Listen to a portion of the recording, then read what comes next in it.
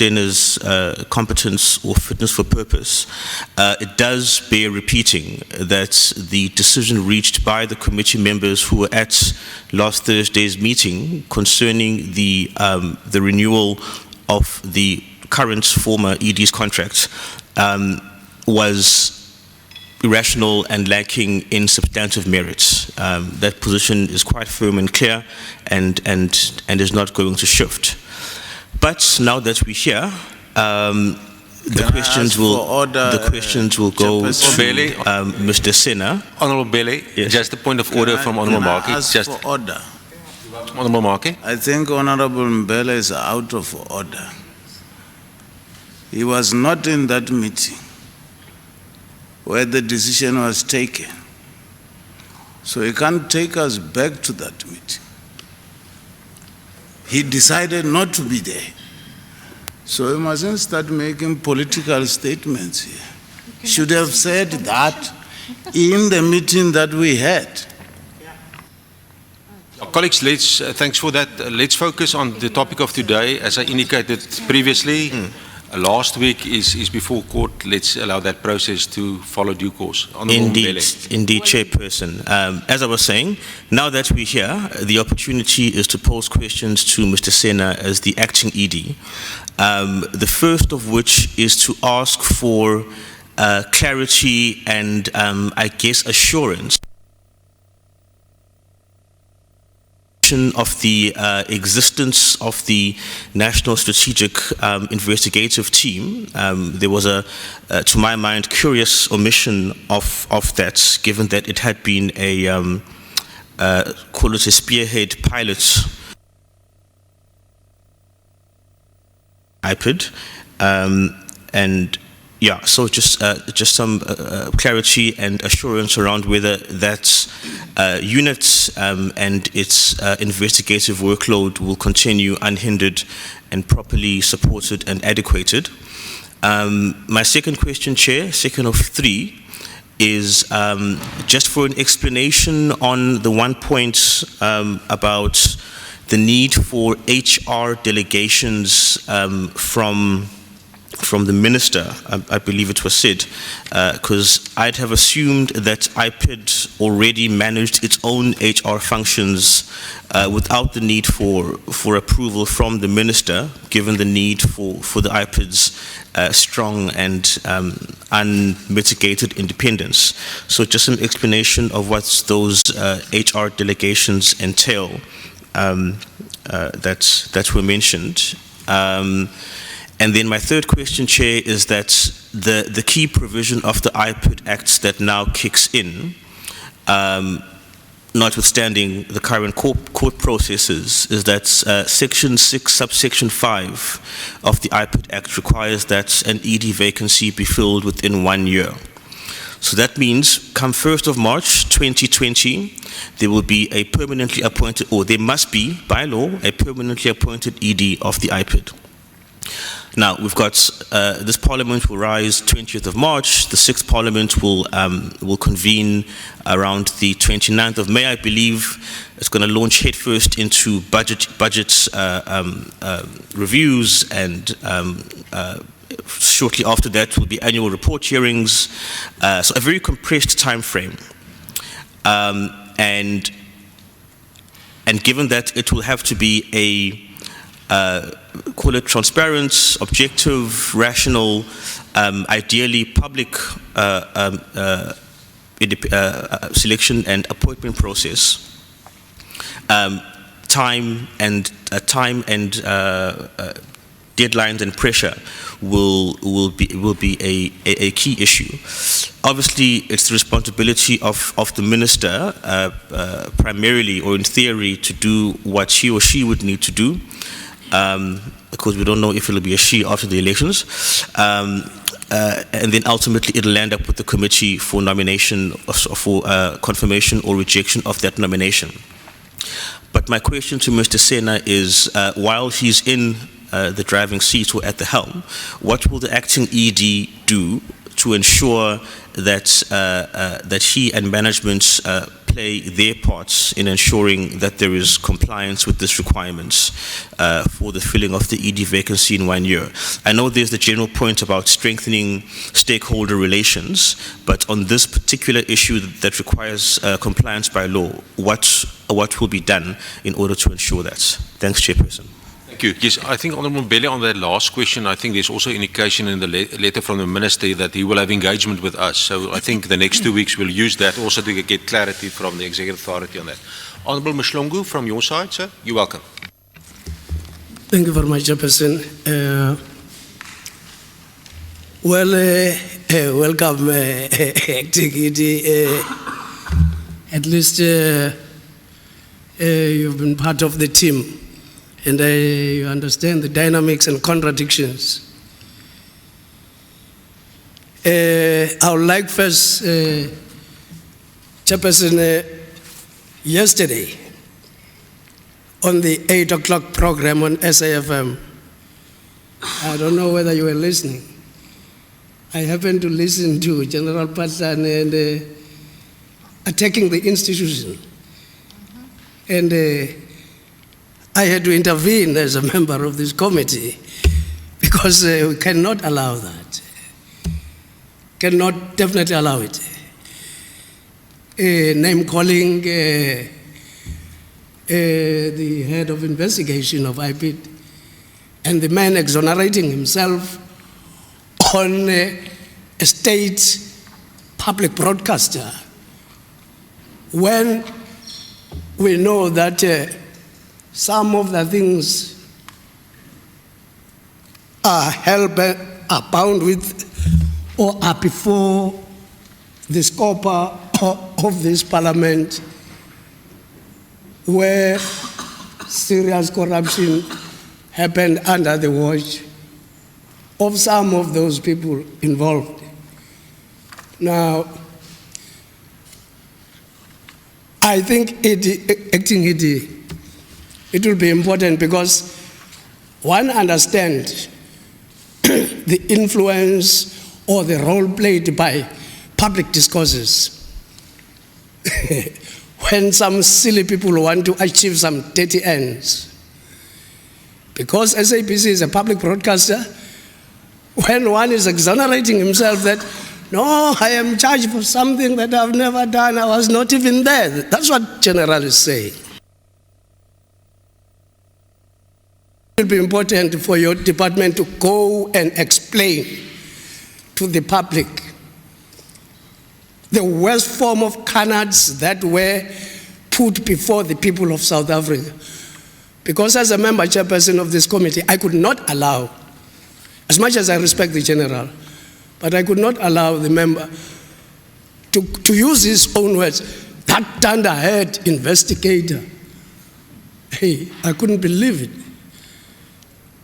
Now, you know, when a person belittles the institution that has stood firm against corruption, of which our country is bleeding out of state capture because state organs decided to betray the interests and the wishes and aspirations of this country, and the poor people paying the price at the end, then we get those who were supposed to protect the integrity of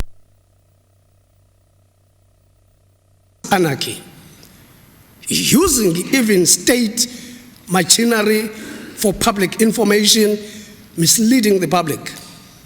Those people must be crushed by any means necessary, irrespective of their standing in society.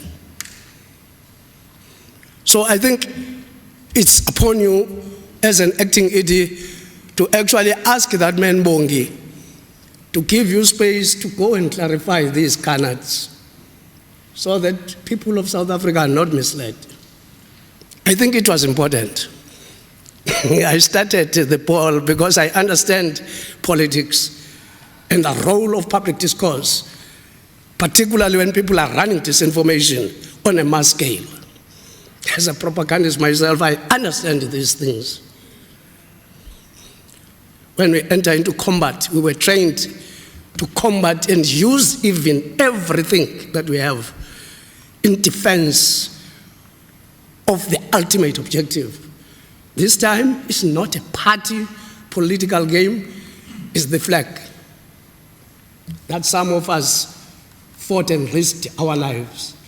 But Chairperson, when decisions were made, I made my views known and I emailed my views because I was bound in the hospital for 5 days being stabilized by doctors in Durban. I'm not going to venture in there because those matters are subject to care. But when our nation is challenged by rogue elements within the state and outside, I think it's a duty for all of us as South Africans not to babysit anarchy, nor decorate it with political dressings, because South Africa is in a state of mess right now. If we were to be attacked by any foreign enemy, we are at the weakest because of this enemy number one called corruption that has ravished this society. So I think you gave me strength when you say nothing is going to change. And I'm sure you are not going to be threatened even by some politicians, because we are here because some politicians decided to sell our country even for drumstick of chickens.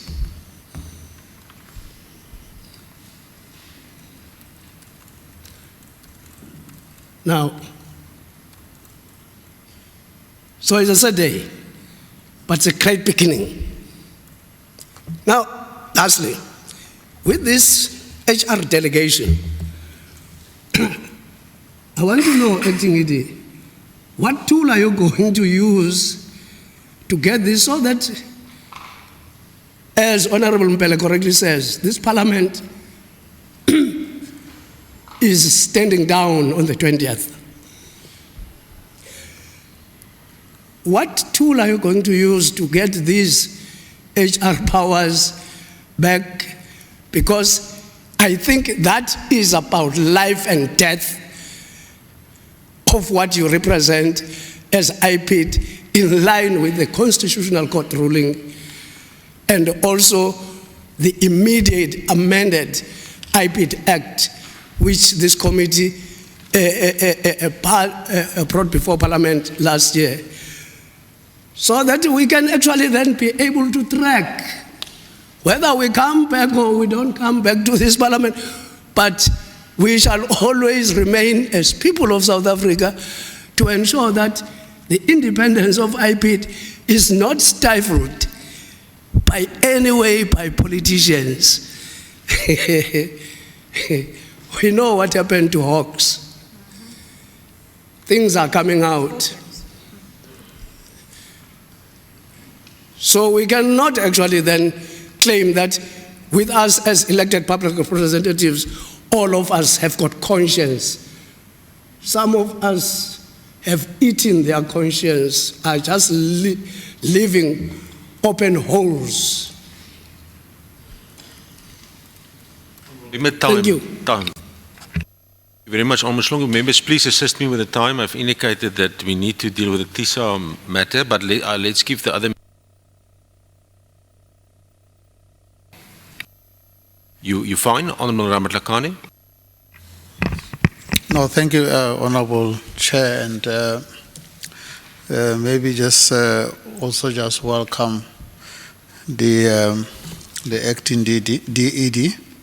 I think the Chair, the few points I just want to make, not so much about the questions, is that the committee must support this process that you speak about in your presentation, engagement with DEPSA about the structure, because if you don't have an agreement with DEPSA, you don't have approved organizational structure, you then have a problem.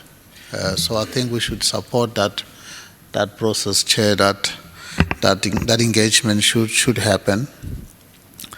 And I want to say that I'm happy that the acting ED has given assurance that nothing changes, the mandate doesn't change. If anybody thought that there's a mandate change, the mandate is not changing. There will be people who think that this is about changing a mandate. We won't be able to change a mandate because the mandate is legislated on.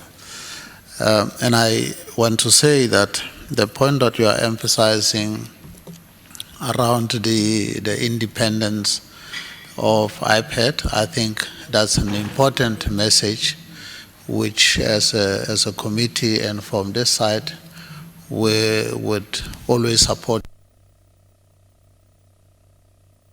that it happens. It is in compliance with the constitutional code around particularly interference with respect to decision-making process. So I think we support you on that, including the point that you're making, that the investigation, high-profile cases are not about to disappear from the face of the earth, as others will believe that they are going to. That you're going to make sure. I mean, we have quite a solid team in IPAD to make sure that this happens. Where we have a view, we kept that view that the investigation units in national as well as in the province are quite formidable and able to investigate without fear and favor. So I think that reassurance, and I think that reassurance that you are giving is probably a message that should filter through to the provinces as well. The provinces are all here, the heads are here listening. That program which is agreed to, that was presented, that today you have given us the reassurance about the teamwork, that the team is the one that is more responsible in making sure that this happen. You have mentioned that you kind of underspend, but that our plans are afoot to make sure that you actually don't underspend. If I'm reminding myself about the budget. You don't have quite a huge budget, but I'm not saying that you must dump whatever the 3%. But I think that in terms of the 3.3%, 3.11%, you said, that's what you said more or less. I think that I don't know exactly where that underspending occurs, in which part of the expenditure, because there are certain areas where it's very difficult to underspend. You actually overspend when you deal with the kind of particularly the chief directorate that does the investigation, because it has lots of unplanned things happen in that particular area. So, Chair, I do want to also agree that in our discussion, we recognize the importance of the amendment of the IPAD Act, the current one, and we did say, even in our legacy report, we highlight the issue that work must be fast-tracked, speeded up. Unfortunately, it will be done not by this Parliament, it will be done by the 6th Parliament. But in our report, it's on the agenda that it should be expedited. But I think as an institution, when you talk about amendment, you have a role to play at the functional area to begin to identify the areas that need some attention, basically listing those areas about, because when you actually get into that, you are called upon to say, in terms of functional area, what are the things that basically are hamstringing your functionality as part of, as identified maybe by the legislation. The last point, Chair, on this, we keep reading something that is not in the legislation, the current legislation. The current legislation actually designed IPAD as one of government department. Section 7 of the current act, it requires the reporting from the IPAD to the minister. It says it must report. So every time this statement is made, it worries me that we make the statement as if this act doesn't exist. Statement like head of IPAD meeting some politicians. It's a difficult statement to comprehend when you have the act that direct you to do certain things. So I think for me, I just want to say, when that is said, I think the act would be a very useful a tool for you to understand, so that you are able to act within the act, not outside of the act. So I just want to say, Chair, that on that issue, there was I want to leave the attack of what happened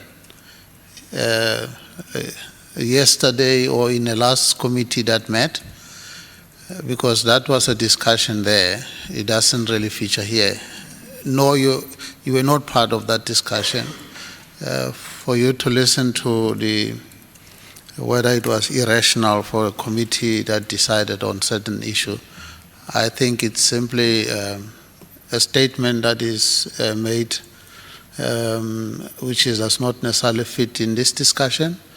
And of course, from our side, we would think it's an unfortunate statement, and it should be left as that it's rejected actually, that there was irrationality in the process.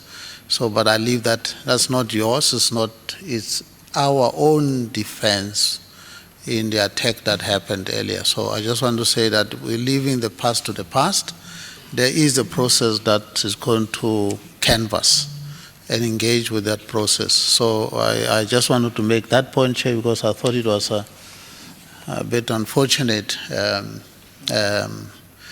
getting into something that is the past that we have discussed in the last. And in fact, no one was barred from expressing their views in the committee. It was fairly open process. But if people decided to take leave of attending the discussion, this is not about that. This is about getting the introduction. This is about getting understand what the IPAD, the ED is going to do in the last 3 months, and I think that has been done, has been presented. Thank you, Chair. Let me join my comrade here next to me in congratulating you, Mr. Senna, in your new role, but also to welcome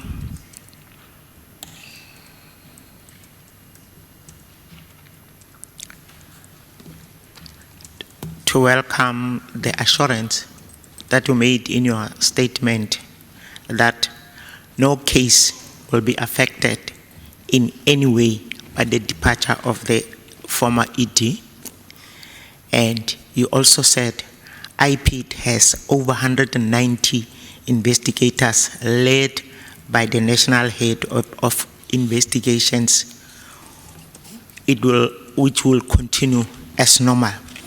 And you also mentioned that IPID will continue to maintain its independence. All those statements are very, very, very, very encouraging. And for now, I don't have any questions for you, except to say to you, good luck in your new role. Thank you very much. Thank you very much. Any other member, or can we conclude? Are you, Honourable Muller? Thank you, Chairperson, and welcome, Acting ED, and thanks that you are from IP team. My question, I've got two questions. Are all your members, including provincial heads, vetted? My second question, Acting ED, please make sure that all critical vacant positions are filled. For example, Mpumalanga provincial head. Thank you, Chairperson. Thank you very much, members, for your contribution, your questions and issues you've raised. We'll give the acting ED an opportunity to respond, and then I'll close that section, and then we'll move on to the next item on the agenda. Thank you. Thank you very much, Chairperson. I think let me start with the last question on security clearance. Out of the 29 members, senior managers of IPID, only 15 has got valid security clearances. The rest, they are currently with SSA. To being finalized, including mine. So I thought I should just emphasize that issue. And then the other issue, Chairperson, that I want to emphasize is that I think Honorable Member there said it correctly, that the current arrangement, IPID is not a Chapter 9 institution. It's one of the government departments. And therefore, the accounting officer, which is the executive director, is the accounting officer. The responsibilities of the executive directors are listed under Section 7 of the IPID Act. So if you ask to say, can you perform the duties of the executive director? I'm going to say definitely yes, because the executive director only provides oversight over IPID and is not an investigator. And I want that point to come very, very clear, that the executive director is not an investigator. You've got the national head, who is the investigators, and the of NSIT. NSIT is part of IPID structure. So it's not going to change. It will remain as the structure of IPID. And it is based at national office specifically to deal with these high-profile cases and strategic corruption matters that we deal with. Yeah, I think also there was an issue of high-profile cases. I think we were supposed to come to the committee, I think it was in early February. Yes, we provided the committee with the report on high-profile cases, so that report is available to the committee. With regard to the Patlani matter, Honorable Mhlongo, the acting ED will decide how to deal with this matter. The fact of the matter is these matters are dealt with as in consultation with the prosecutors and the senior advocate who was guiding the investigation, so it fit that the two generals be charged as they were charged, and that's our position in the matter. Thank you, Mr. Soko. Mr. Nyani, you're welcome. Thank you, Honorable Chairperson and honorable members. I'm going to address two issues. The issue that arrived from Honorable Member Kola Barnett regarding the City Forum building. It is somewhere on the slides, that issue, but I'm going to give the status as it stands currently. The tender has once again been advertised with the closing date of the 19th of March. So we're looking forward to the finalization of that particular process. With regard to HR delegations, the HR delegations, they derive from the Public Service Act. The delegations that we were using were the delegations of 2001, which have been repealed by the delegations of 2016 that came into effect on the 1st of August 2016. The members would wonder why there was a delay. If you remember, we've had during the same period of 2016, we had the Constitutional Court judgment with regard to IPID's independence. So with the view that the Act, as it was ordered by the court, that the defects on the IPID Act as well as the Public Service Act with regard to IPID's issues should be finalized within the period of 18 months. So IPID was of the view that once that process is finalized, then we will be able to incorporate that on the HR delegations, because the Concord said IPID must be structural and operational independence. Structural independence, it is our view that it also touched on the issue of the reporting lines of the IPID, of which we believe those will be addressed by the review of the Act. If Parliament agreed to review in terms of the issue of structural independence insofar as the reporting lines of the IPID are concerned. But when we saw that the process was not going to be finalized on the period that was specified, then IPID decided that no, we're going to continue with the revision of the delegations in line with the Act as it stands. Then once the Act is reviewed, then we will also amend the delegations going forward. So currently the delegations have been workshopped, and we've checked all the legal implications with regards to the delegations, and then the Minister has indicated at the meeting that we had with him on Monday, that he will be looking at the delegations so that we can be able to move as IPID and swiftly take decisions, because as you are aware that without delegations, the decision-making process and service delivery, it is affected. So that issue is going to be addressed very soon. Actually, it was supposed to be addressed today, but we were informed, as the chairperson indicated, that the minister had to be called to address certain issues in Northwest, so we couldn't meet with him as we had planned that we will meet with him here in Cape Town. So we're going to deal with this as early as probably tomorrow or day after tomorrow. Thank you. Thank you. ED, have you addressed all the matters? Thank you very much. Thank you, members. Thank you to the ED and the management of IPID coming to the Portfolio Committee.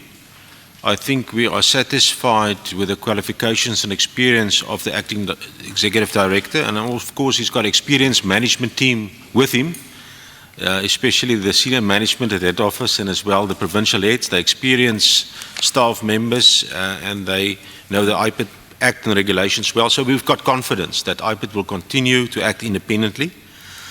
Of course, it is also a concern for us if there's unwarranted tax on IPID, and of course, it's important that there is support from the public and the community at large for the work that IPID is doing. We need independent investigations of police corruption, police misconduct, and IPID must continue with that important role. It's also important that there should be no perception that investigations by IPID is compromised by third parties or other agencies. It must be IPID investigations so that there can be confidence in the outcomes of the IPID process. Of course, the issue of the review of the Act, that will be the responsibility for the sixth Parliament. We've taken note of the suggestions also last week, and that will be also included in our final legacy report. So thank you, members, also for that introduction and contribution. And then, very importantly, we also want to call on the senior management and the provincial heads to support the realization of the final days of this financial year. And then, very importantly, I think the acting ED referred to it about relations. I want to also maybe again highlight the role of the Portfolio Committee. The Portfolio Committee is there. If you've got any concerns or problems or there's interference from the executive or anybody else, come to us, alert us. If we don't know about it, we can't act on it. So, that is an important issue I just wanted to put on the table. If the Portfolio Committee is not aware of certain matters, it's very difficult to intervene. So there is also, I think, a proactive duty on the accounting officer to alert Parliament timelessly if there's challenges or problems. That is the process that's being followed by all other departments that we have overseen the last 5 years. So I think that's a good practice, and I just want to maybe highlight that as a last word. So thank you very much. Honourable members, we'll give IPID the opportunity to leave the chamber. We'll ask the DPCI to come in, and then we will have the first briefing from the side of TISA. Thank you. 3-minute break. Thank you.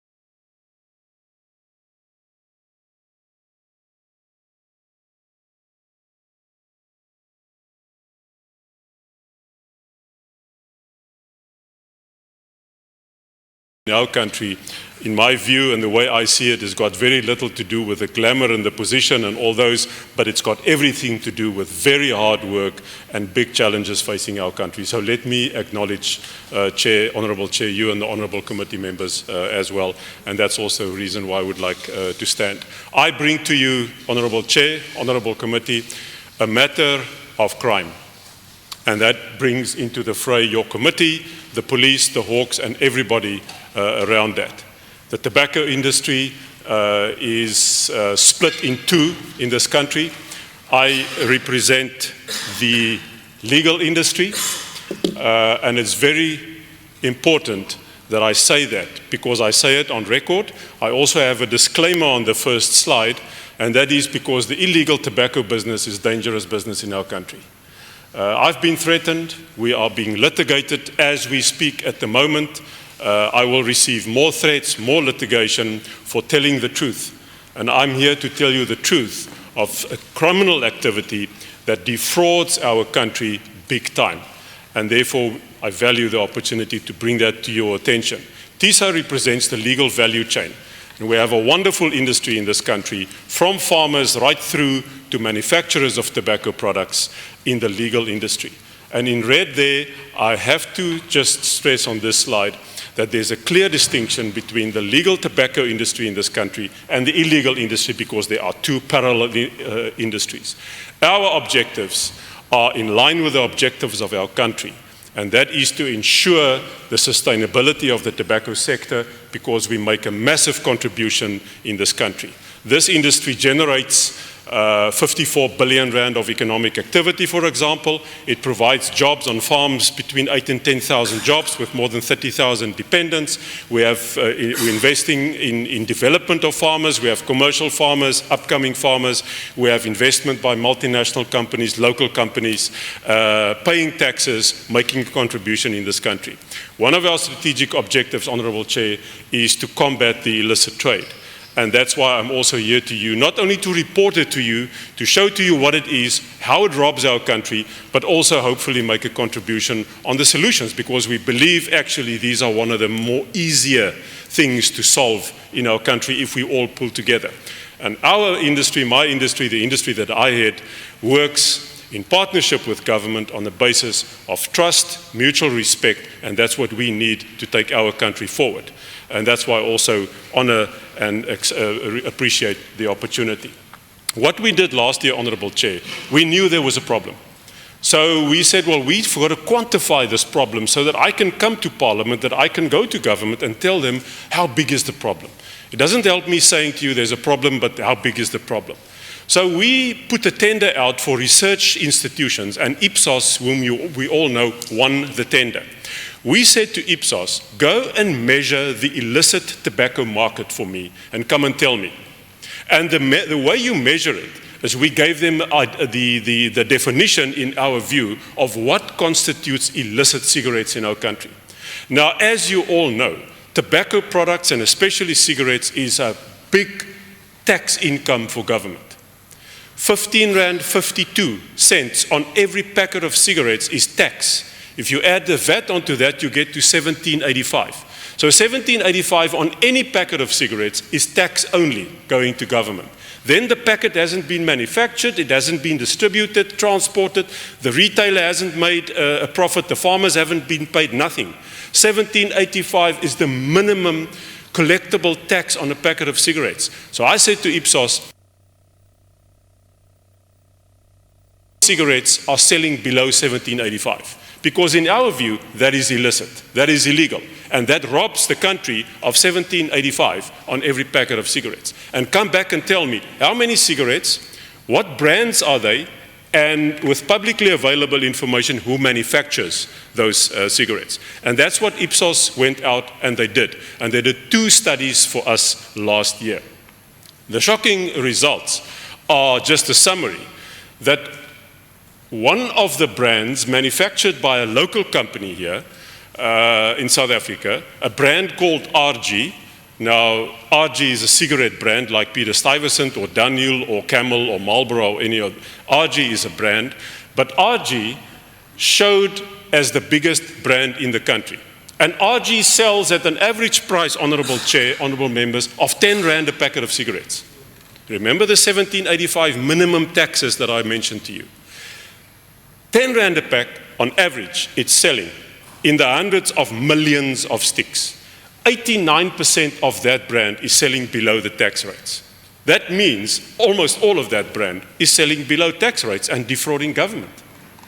November Ipsos results, that was the second study of the year, showed us, and this is a shocking figure, that in the informal sector where most of the cigarettes are sold in our country, 42% of the market is illegal.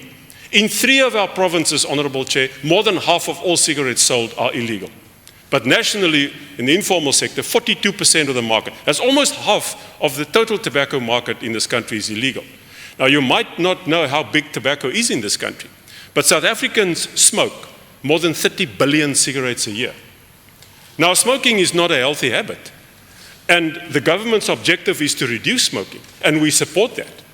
But let me tell you this, of the more than 30 billion cigarettes that South Africans smoke, only about 16 to 17 billion is legal, tax paid by the industry that I represent.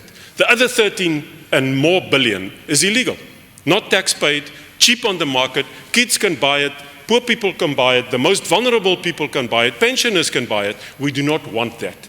So if only we get rid of the illegal market, we will already achieve the government's health objective of reducing consumption from over 30 billion to 17 billion, which is a huge step forward in healthcare in our country. That's how big the illegal market is. And you will not address the health agenda if cigarettes can be bought in the street for 5 Rand, 6 Rand, 10 Rand a packet, where the tax alone is 17.85. So, and it's freely available. You can walk down the streets of Parliament, you can walk in or the hawkers next to the streets, you can go basically anywhere. It is available in more than 100 shops in the country as per the Ipsos results. Not me saying that, but we contracted Ipsos to do it. And the question is why? And I've got a last bullet there, Honourable Chair, where Mr. Jean Ravele, whom we worked with when he was still at SARS, he was the head of investigations, testified at the Nugent Commission inquiry into SARS, and those were his words. He said that under the Commissioner Moyane's leadership at SARS, inspections at cigarette factories were deliberately stopped. State capture, illegal cigarette money also played a role in state capture. Why would a commissioner of an institution like SARS deliberately stop investigations into cigarette factories where the taxes are paid? And that gave some companies in this country a free rein just to say, well, there's nobody checking us, there's nobody looking at us, and Jean Ravele tested as much at the Nugent inquiry. That's just a list of the brands, and some of you who've been around, whether you're a smoker or not, certain brands just stick in your mind. Peter Stuyvesant, we all know, has been the biggest brand in this country for 100 years. It was always the biggest brand.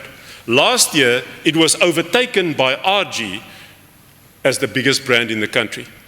Remember, RG is selling at an average price of 10 Rand, which makes it, in our view, an illegal brand. And it is actually a bit embarrassing to say on top there that South Africa, in my view, as far as I know, is the first country in the world allowing a brand of any consumer good, an illegal brand of any consumer good, to become the biggest in the market. That's not a reputation that we want. And Peter Stuyvesant and all other legal brands have now shifted down in the ranking. So now, what does this mean? What does illicit mean based on the Ipsos research? If we make the calculations of the volumes that they gave me, South Africa in the year will lose 8 billion Rand, which is money that should go through SARS into Treasury and into the budget of our country. 8 billion is no small money in anybody's terms, and that is a conservative figure. If I gave you the figure of 30 billion cigarettes, only 17 is tax paid, the rest is illegal. The 8 billion is, it could be 9, it could be 10, but officially, because I can't lie to you, 8 billion is the absolute minimum, and it will continue unless we address it very soon. What are the risks? There's an immediate employment risk because the legal volumes are declining, the illegal volumes are increasing. People are not smoking less, they're just smoking more of the illegal product. We have a full value chain in this country. We have tobacco farmers employing people in rural areas where other jobs are hard to be found. Those jobs are at risk. We've already instituted quotas to those farmers, which means they have to produce less because the illegal is taking over the market. And there's jobs in factories, farms, producers, processors, and all those. And then there's the investment reputation risk. Who will invest in a commodity in a country where the illegal trade is overtaking the legal trade, the legal tax-paying trade? So that's the danger and the risk that we have here, also from a reputational point of view from our country. That is just echoing what I'm saying. The Lesotho Revenue Authority stopped and seized the same brand entering into Lesotho from South Africa. And there you have it in the presentation where the Lesotho Revenue Authority calls this an illegal brand. Why? Because it sells below the tax rates and VAT rates in Lesotho, which is 20 Rand. I mentioned to you 1785. So there's a slide that quotes the Lesotho Revenue Authority also calling this brand an illegal brand. What is to be done? And these are, I'm not just coming to complain here, I'm also coming to try and give some solutions.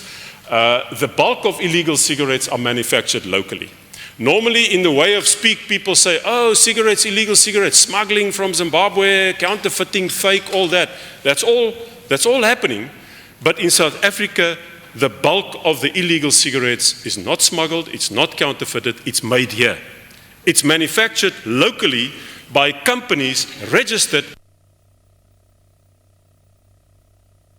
a stone's throw from SARS, 40, 50 kilometers from SARS head office. So that is the problem. We've identified the problem. It is here. It is not far away. It is right here. To be clear, it's not smuggling. It's not counterfeiting. We have a little bit of smuggling from Zimbabwe still. We have a little bit of counterfeiting, negligible, but the biggest problem is cigarettes manufactured here. Now, the cigarette system, tax-paid system, works on an honesty-based system. And that is the problem. If you have companies not being ethical, you are supposed to produce cigarettes, and when you put it into the market, you are supposed to pay the 1785 or the excise to SARS before it goes into the market. Now, there's nobody checking them, so when it goes out the factory, taxes are not paid, and that's what makes it possible to sell cigarettes for 5 Rand and 6 Rand and 10 Rand a packet. If you don't pay the 1785, you can sell cigarettes for 10 Rand a packet. So what can be done as far as also as a police, from the police is concerned? The manufacturers should be tackled first because that's where the crime of tax evasion takes place. They do not declare all their volumes. They pay a little bit of tax to let everybody think they're legal. They do pay a little bit of tax, but 80–90% of the product goes out the back door and it goes into the market and selling for cheaply. When it goes into the market, we believe between SARS and SAPS and the Hawks, there's legal precedent to actually raid wholesalers, big wholesalers and retailers. There's no point in going after small hawkers who are innocent actually. They are just selling these cigarettes along with their other merchandise to make a living for themselves. We shouldn't chase them. They are small businessmen and they are not guilty. They are getting these cigarettes from those people, the big companies who do not pay the tax. But big wholesalers and big retailers know the difference between legal and illegal cigarettes, and they can be raided. And in our view, and Honourable Chair, you have access to legal opinions, you can have this legally checked. But in our view, any police officer with a mandate can go into large wholesalers and retailers and just and raid those shops looking for cigarettes selling below 1785. And there's legal precedent, which I'll show to you just now. Now, because it's a crime of tax evasion, honourable members, the main mandate lies with SARS, because SARS's mandate is to collect taxes. And in this instance, taxes are not collected, and we hear what Jean Ravele said under Moyane, what happened. There was no inspections. The new acting commissioner, Mark Kingan, has made commitments to Parliament, to us. We see signs of action from SARS. We see the unit being announced by the Minister of Finance. So there's progress, but still we are losing. as far as factories are concerned. But SAPS and the Hawks have a major, major role to play, especially in the market as far as wholesalers and retailers are concerned. And here is the legal precedent. And there's a court case in 2015 where this same company's brand, I think it was another brand at the time, but it doesn't matter. At the time, the duties were 12 Rand 45, and these brands were selling for 8 Rand. And that's what the judge said. The logical inference to be drawn is that no excise duty was paid in respect of the cigarettes. We believe that judgment gives SAPS and the Hawks the authority to go and act in the market. Clean out the market, because it will send a strong message that if you want to do business in this country, you do it legally, because that's the only way we'll take this country forward. And then we are also lobbying National Treasury to legislate minimum pricing. And that minimum pricing, Honourable Chair, should be at least the taxes. How is it possible that taxes of 1785 exists, but you sell cigarettes for 10 Rand and you've paid your taxes? It doesn't make sense to anybody. So legislate that price. Treasury must decide, 1785, maybe plus a little bit of costs or whatever. We believe that you can't sell cigarettes in this country for under 22, 23 Rand, which is more or less break even. If you've paid your taxes, you add a bit of costs for the tobacco, the farmers, the retailers must make a margin, everybody must live. You can't sell cigarettes basically for under 23 Rand in this country. So we feel if the committee has also could put pressure on Treasury to legislate that, because, Honourable Chair, that would give the police a tool. And there's a legislation to go out in the market and just clean out the market as far as that is concerned. We have engaged with SAPS and the DPCI many times. There was a seminar last year in September arranged by the Consumer Goods Council. Alcohol was there, I was there, tobacco, liquor was there, the National Police Commissioner was there. I gave an overview, so did alcohol and pharmaceuticals. It was a good conference, but nothing happened since. You know, we need to get to action, and that's why I'm also pleading with the committee. I've briefed the Hawks last year in Pretoria and followed that up with Ipsos going in, explaining the methodology of the research.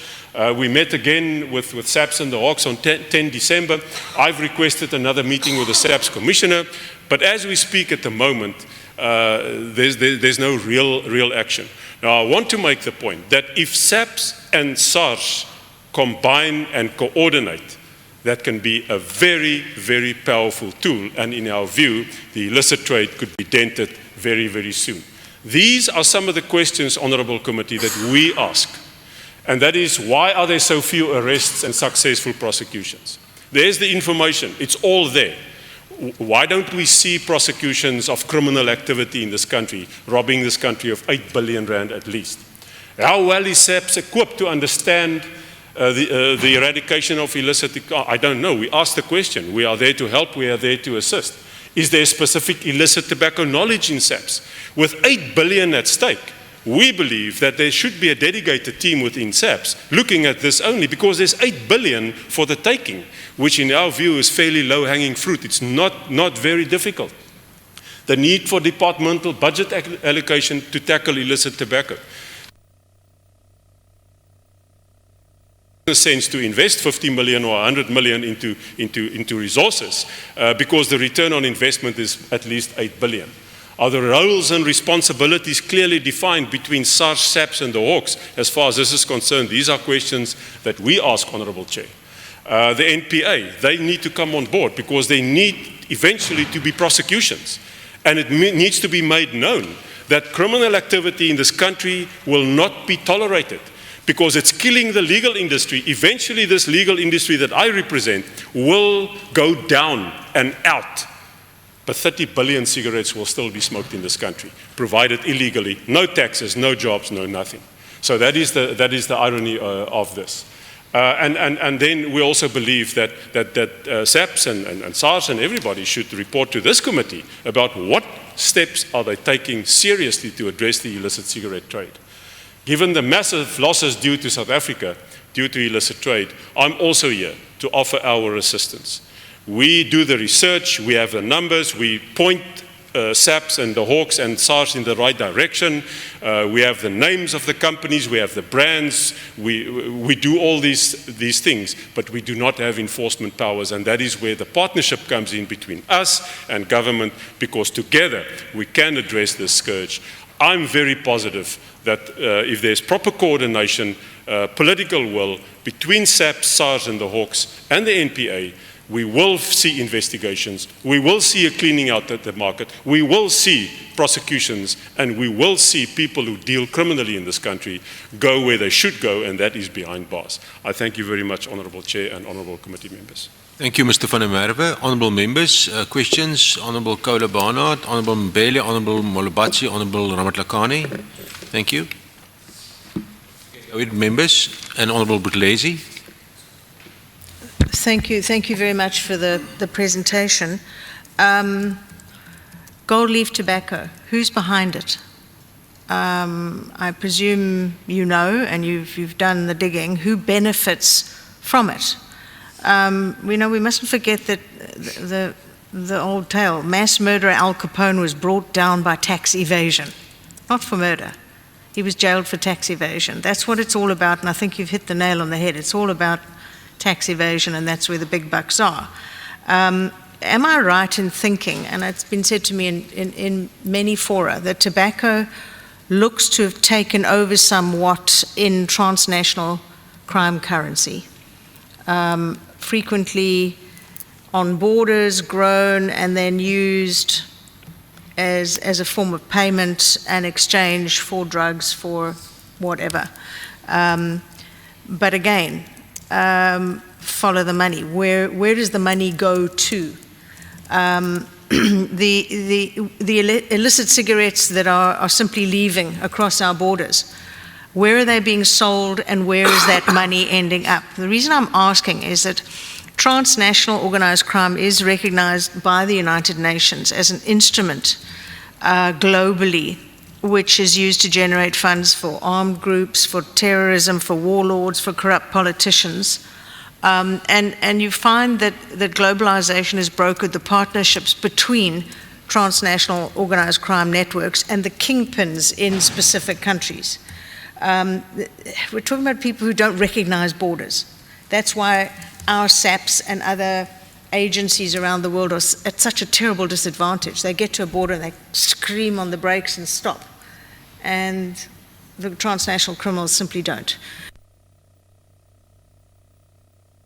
Looking at, I'm sure you have some very clear ideas. And there are so few arrests, as you say in your slide, for exactly the same reason as we see so few arrests of rhino poachers. It's the money. I mean, once the rhino poaching moved down from Kruger to KZN, a poacher is arrested, a poacher is given a tiny little bail, and the poacher disappears and is replaced within a week by another person from another country. And huge SAPS investigations are now showing that actually everyone from the bottom all the way up to the top is paid off in a certain percentage. And I'm quite sure exactly the same is happening. When you have huge amounts of money, especially from illicit dealings, that's what happens. An entire syndicate is set up to try and subvert the criminal justice system. So that's how I see it happening. I'll be interested in your thoughts on why there are so few arrests, certainly no convictions that I can think of. And I think the advantage is currently with the transnational organized crime syndicates. You know, we have this silo mentality. They operate horizontally around the world, and their absolute contempt for formal sovereignty of a nation is what stops us and allows them to be the big players. So I'd be most interested in where you think the money's going. It's not staying here. Where is it going? So who are the big players globally that we should be looking at? Thank you. Thank you, Honourable Mbele. Thank you, Chairperson, and thank you very much for the presentation. Mine are two questions. The first is to ask whether the Tobacco Institute is aware of there being a specific footprint, a geographical footprint of the illicit tobacco value chain. So in other words, are there specific provinces where this is concentrated? If one was to do a sort of superimposed image on the country's map, then you would say, okay, these provinces, especially these areas, do we have a sense of that picture?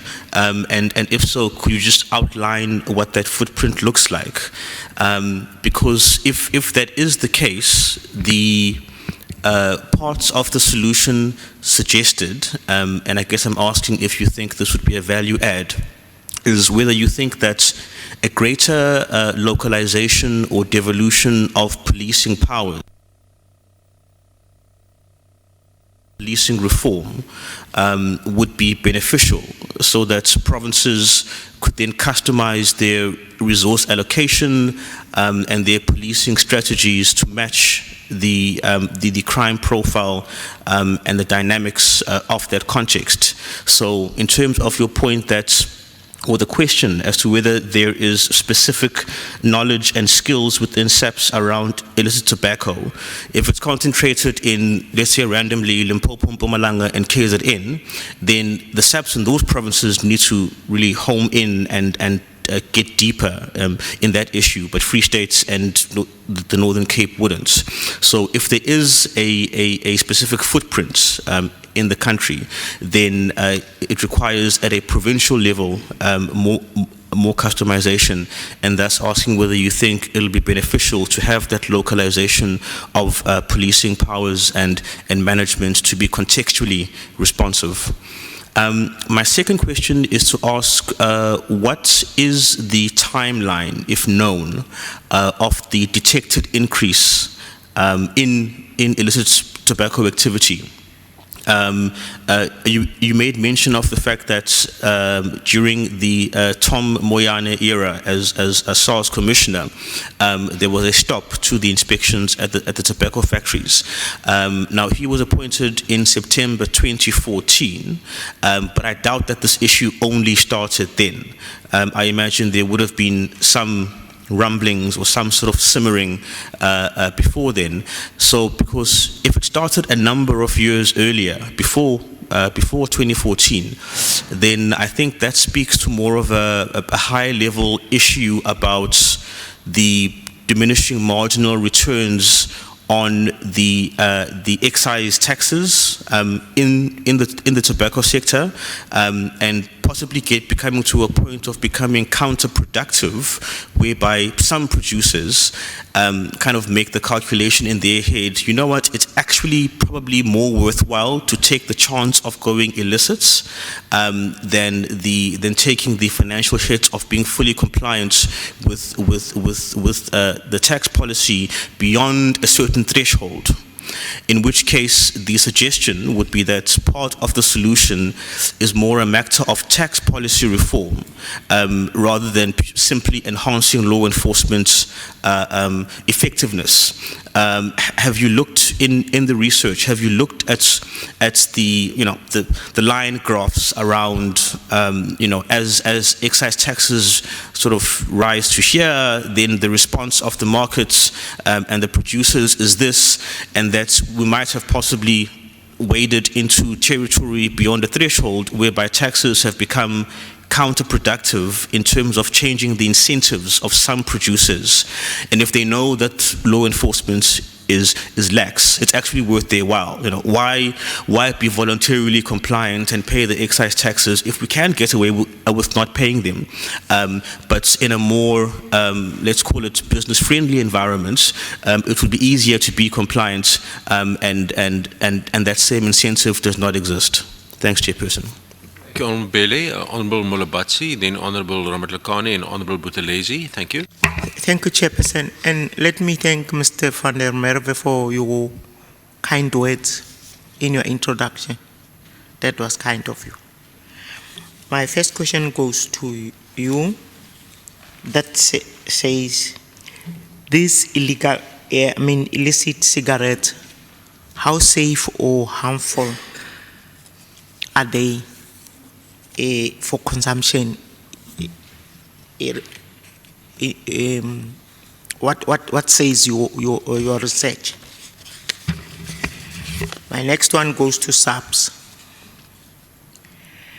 Do you have a unit that deals specifically with illicit tobacco? And if you do, does it have a specific skill? Thanks, Chair. Thank you very much. Maybe those questions, the DPCI will deal with them when we have them, so we'll just park them at this stage. Honourable Ramatlakane. No, thank you, Honourable Chair, and thank you very much. The presentation is highlight a very serious problem, which is a problem that needs serious attention. Now, I think I want to believe that on par, ours in South Africa, the law enforcement in terms of the capability and the ability to investigate, we are in par with the technology and everything else that goes with it. Now, I mean, Lesotho has taken a particular action. With all our capabilities, I'm just wondering, perhaps, Chair, shouldn't we say that this matter is a matter that requires a referral? I see whole lot of meetings with lots of senior leadership in the police, whether it's the police, whether it's DPCI, bringing this matter to their attention, the SARS issue. Shouldn't we say that, because I think the case is made about the problem. At some point as we were presenting, I was battling in my head whether we are entering the trade wars between the people that are participating in a particular trade.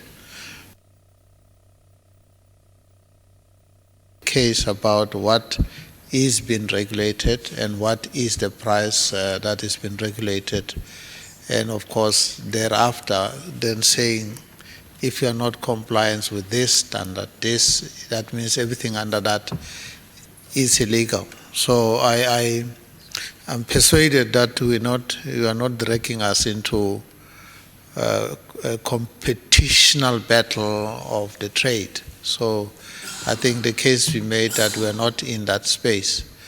I was worried earlier that the case is become much more clearer that actually there is something that is illegal that has been done, and I'm wondering why action is not taken. I don't really have questions for you because there might be limitation to answering them because of your trade.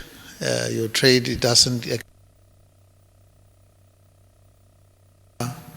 Other agencies of state, which include the police, IPAD, then the SARS, that basically are capable of doing this. Because if you say this is less than 50 kilometers from head office of SARS, and people are doing illegal stuff there, why isn't it that action is taken?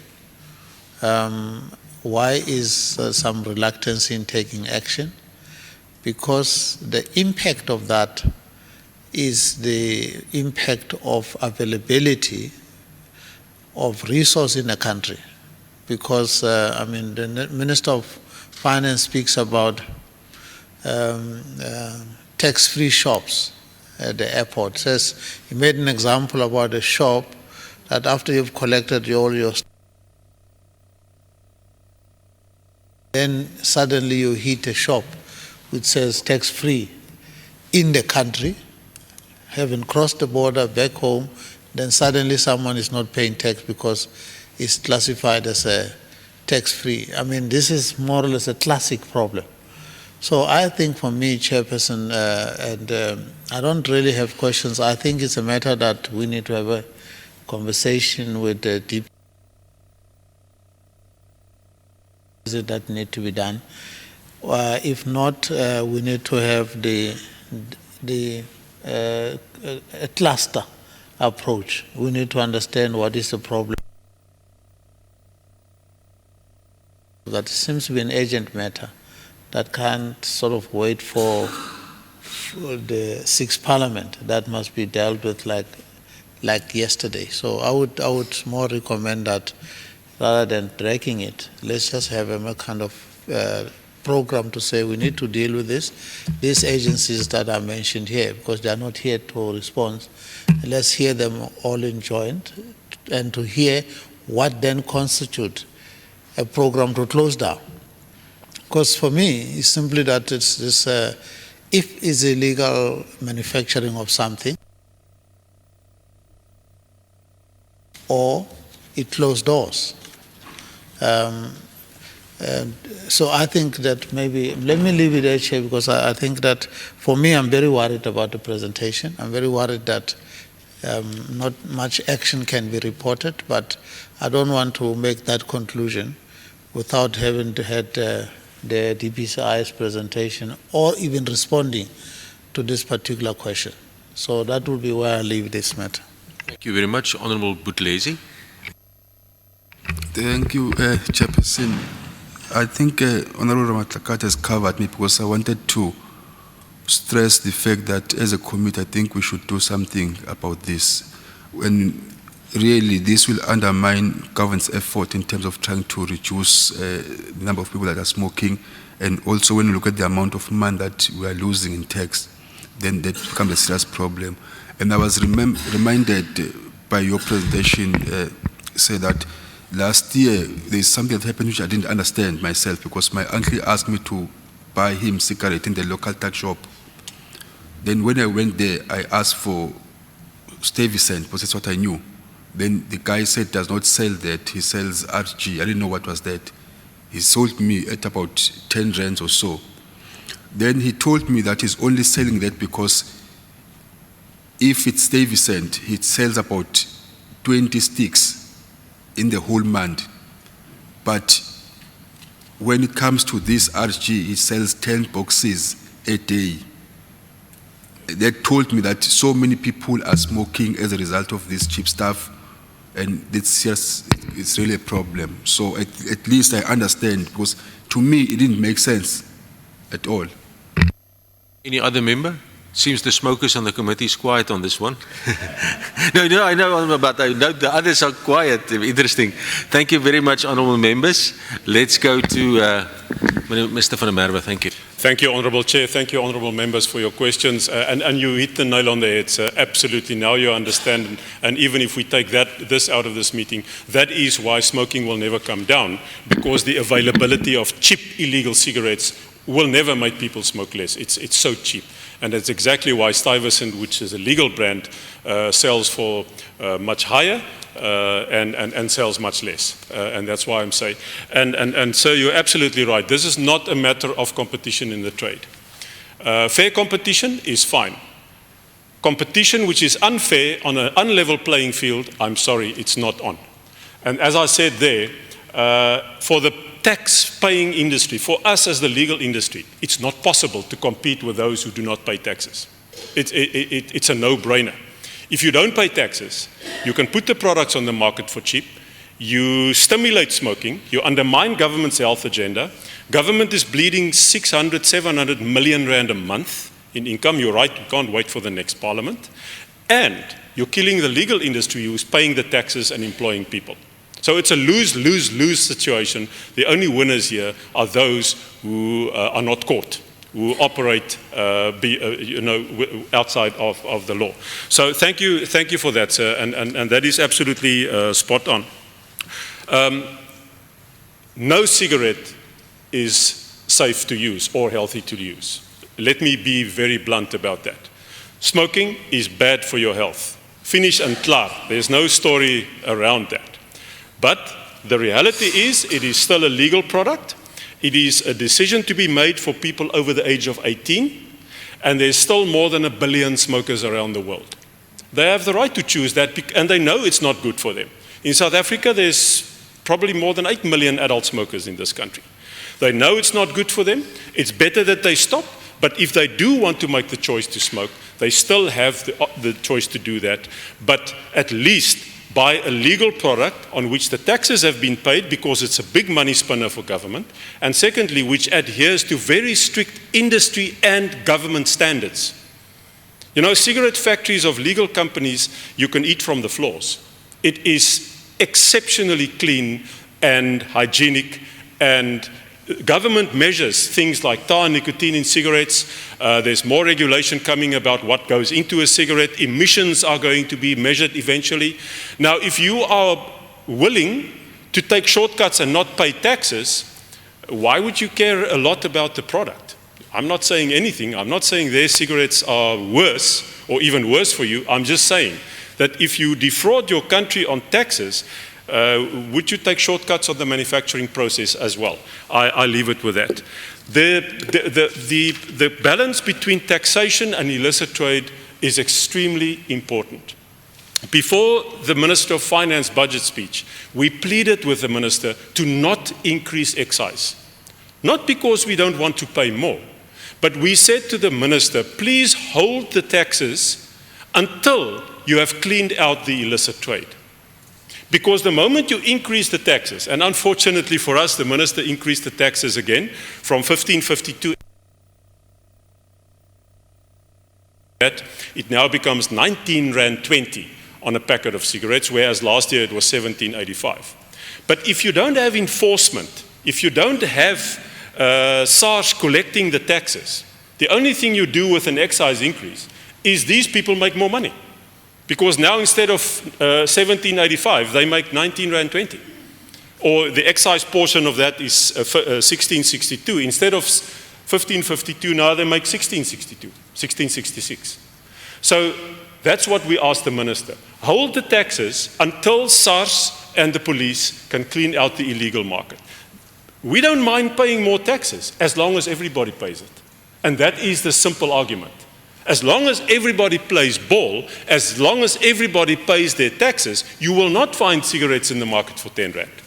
Then you will find cigarettes for 19.20 and above.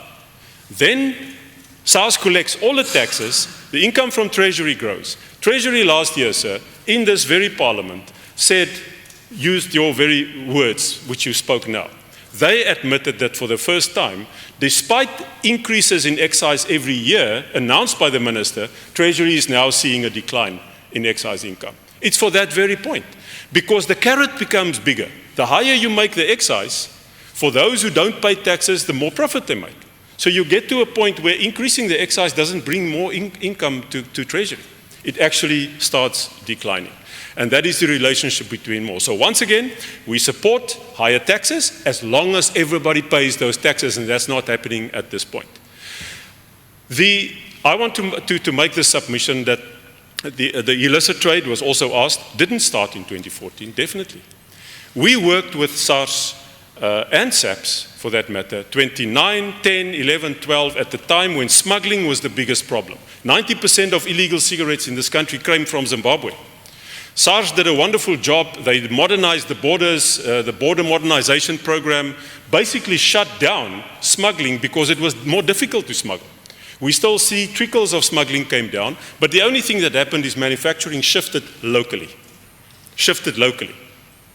And in 2014, you know the well-known story, it's public knowledge, when Johan van Logrenberg at SARS announced Project Honey Badger. Project Honey Badger was the code name for tackling tobacco companies, manufacturers of cigarettes. And that was wonderful. So that's illicit trade was already then. Unfortunately, Project Honey Badger was not implemented because Mr. Moyane was appointed then, and he simply deliberately stopped investigations into cigarette factories. And then the illicit trade grew to such high levels that last year we said, we must do something. And we measured the market to give government a view of how much you are losing. So that I must say that since the appointment of the new commissioner, there's a new energy in SARS. It was even raised, tobacco was specifically raised by Minister Mboweni in his budget speech. Tobacco was the only industry that was mentioned. That shows you that this thing is high on the agenda as government. Closed down. We believe that SARS is now doing inspections at factories, which we welcome, we support, we will train, we know how it works in a factory. We offer every meager resource that we can muster to help government to do the enforcement. But the solution, we believe, is easy, because the tax is collected at the point of manufacture. That's why I say, to chase retailers in the market, also to your point, is the secondary step. It must be done. But the first crime is committed at the factory. And there's not many. There's 3 or 4. It makes it easy. That's where the taxes are paid. And once the taxes are not paid there, that cheap cigarettes goes into the market, it goes into retail and all of those. So we don't think should be the target of the police or anybody else. But as I said, there are large wholesalers in this country and large retailers who deliberately know the difference between legal and illegal. And to your point, they sell illegal cigarettes. Why? Because they make money and they sell a lot of that. And that's where we believe the SAPS has a quick win, where you can use the legal precedent until legislation is coming to go out in the market and simply raid shops and seize cigarettes selling below the tax rates. And let them then go to court and prove that these cigarettes are legal. Place the onus back onto those manufacturers. Why should government prove that they seize these? Of respect is there's a will within the DPCI. I briefed them a couple of times. Briefed the SAPS, we work with SARS, and there's an understanding of the problem and there's a will. So I'm not here to criticize anybody. I think, Honourable Chair, there's a lack of coordination between the various law enforcement agencies to work together to tackle the factories, to tackle the trade, the wholesalers, and the retailers. And Honourable Barnard, yes, we know who the owners are. Tobacco is identified by Interpol. Tobacco is easy money because it's highly taxed. Tobacco money becomes the money spinner for money laundering, human trafficking, gun trafficking, and all those things.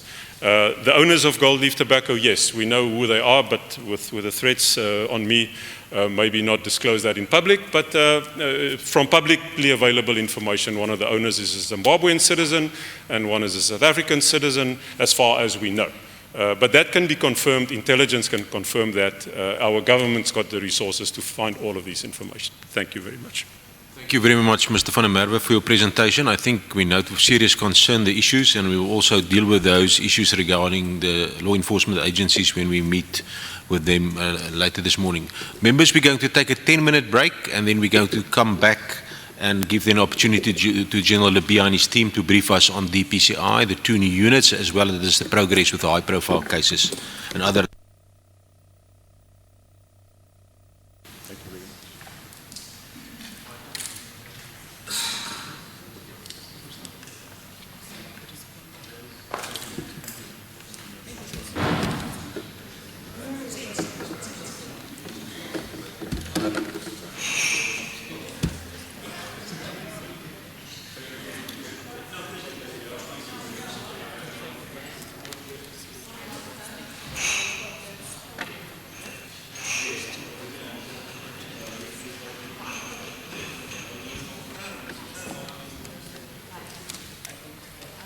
Hello, General Ghana. How are you? I'm fine, Mr. I'm happy to see you with the great scope for you here. Welcome to your own committee.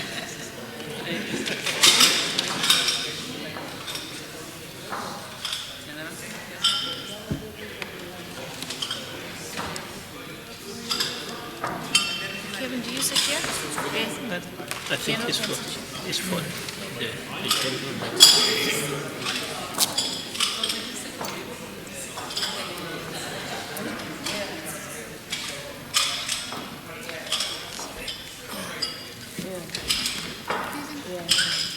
Aye.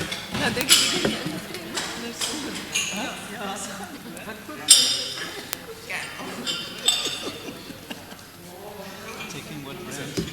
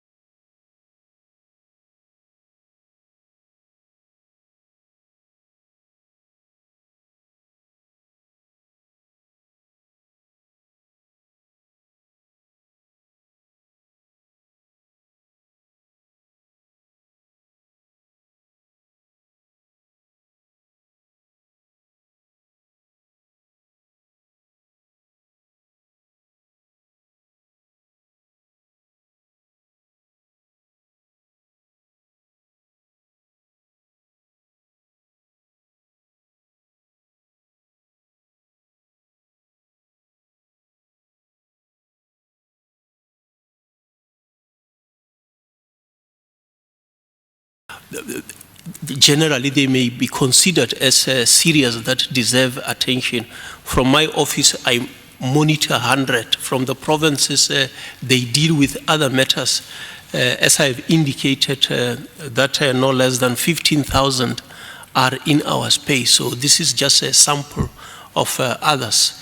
Then we shall just close by highlighting some of the successes that have been achieved. With regard to the current workforce, it will be showed in the first block that we had 2,473 personnel in the DPCI.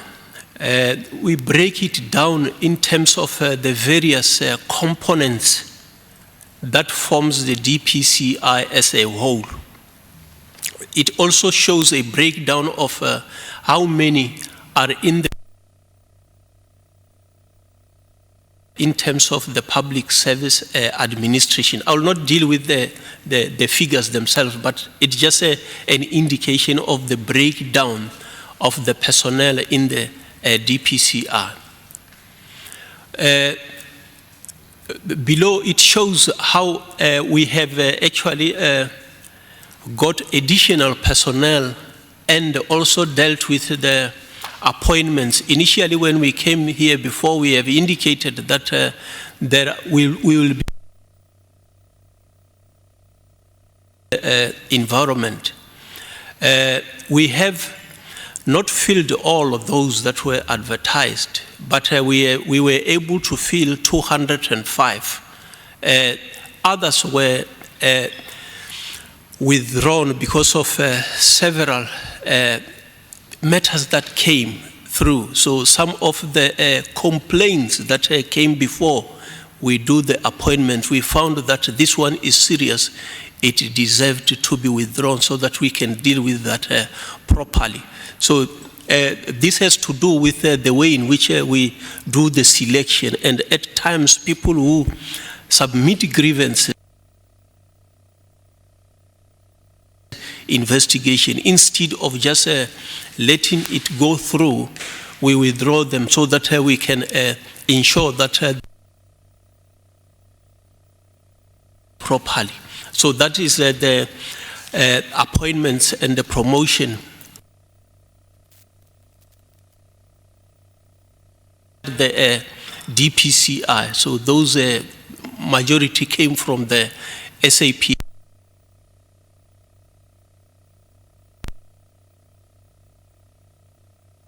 Posts, and then in those, 6 were withdrawn because of various selection criteria. Again, we were restricted to look at only certain individuals, and we find that you will not be doing justice to the system just to take for the sake of taking. There were also external advertisement of the 20 posts on a higher level.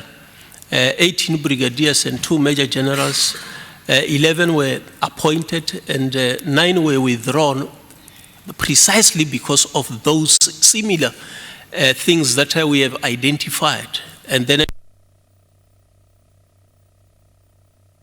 filled them. Major generals post, all the necessary processes have been done, and then because they are on a provincial level, they will be escalated to the cabinet for the purpose of decision before they can be pronounced.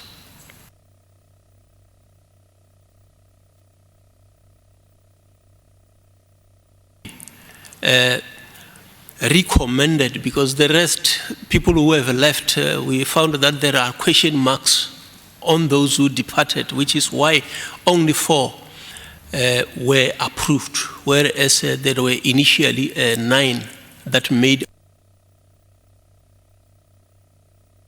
basic things, the criminal record and the like. We found that the rest we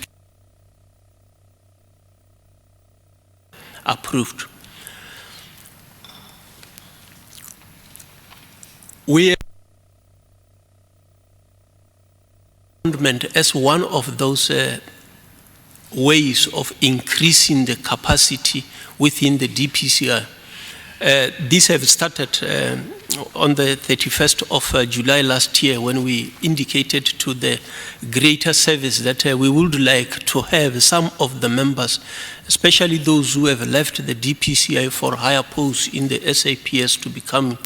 We have finally agreed that as of the first 10 were supposed to have arrived, but there were administration that the greater SAPS is still doing. And then the 20 are expected to be reporting on the 31st this month. The idea is that we have got specific projects that we have identified where we would like to put more personnel to try to speed up the identified.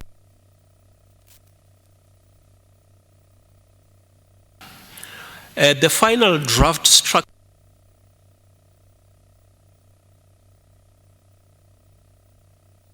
finalized, but there were two areas that the serious questions were raised, and then we requested that that be corrected before we finalize.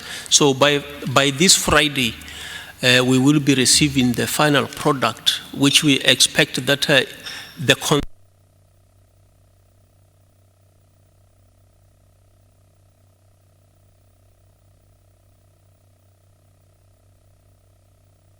first of April,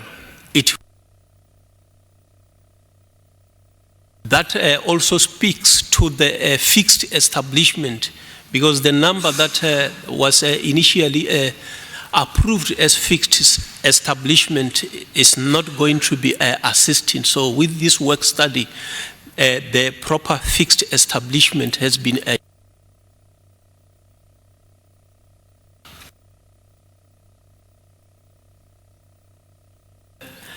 National Bureau of for Illegal Firearms and Control and Priority Violent Crime, as well as the narcotics portion. They are still operating in a finalization of the structure, as I have indicated, but they are operating. We have just indicated the current capacity of those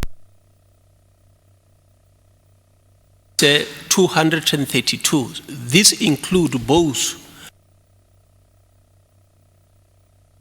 DPCI and those that are seconded from the greater service. The work study itself indicates that 26, if we have got to be geared to deal with this. And then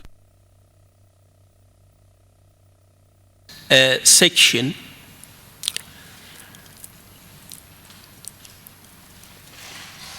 the requirements is that we need 977 if we have got to deal with this challenge of narcotics countrywide. So that is what the work study indicate. So these figures that I'm talking about are incorporated in the this Friday. It is just an indication on this slide of the value chain of those working in the drug space. It shows that in the drug space, we have got various levels. What is happening at the first level, the second level, at the third level, level 4 and level 5. Other spaces, we work closely with similar units that deal with certain types of cases. Because you are all dealing with the drugs, you don't want to leave anything, so we work together, but our focus is on a higher level. It's just a breakdown to show the value chain of the drugs. that speaks to the first session where I say that I'm dealing with the structures, the setup. With regard to the progress of the cases that we have previously presented, I'll start with those that resort under the serious corruption investigation. The first one being the MTN. I will not necessarily read the details of this, but the focus is more on the status, the development. This forms one of those that are foreign bribery cases. I think it is the first in South Africa that we are now bringing forward this case before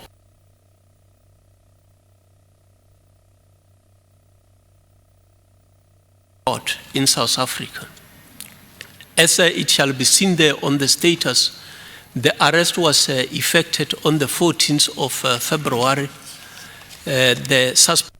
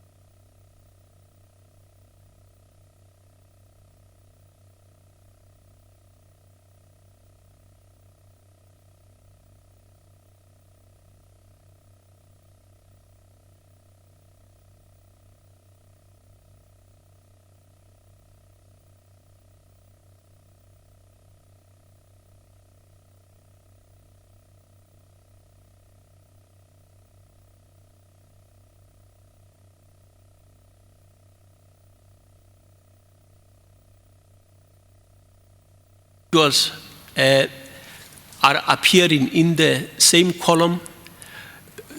The matter, the challenge on this matter is that this case, with the recusal and the like, it had to start de novo as on the 13th of October 2016. So after the process, the trial have taken place,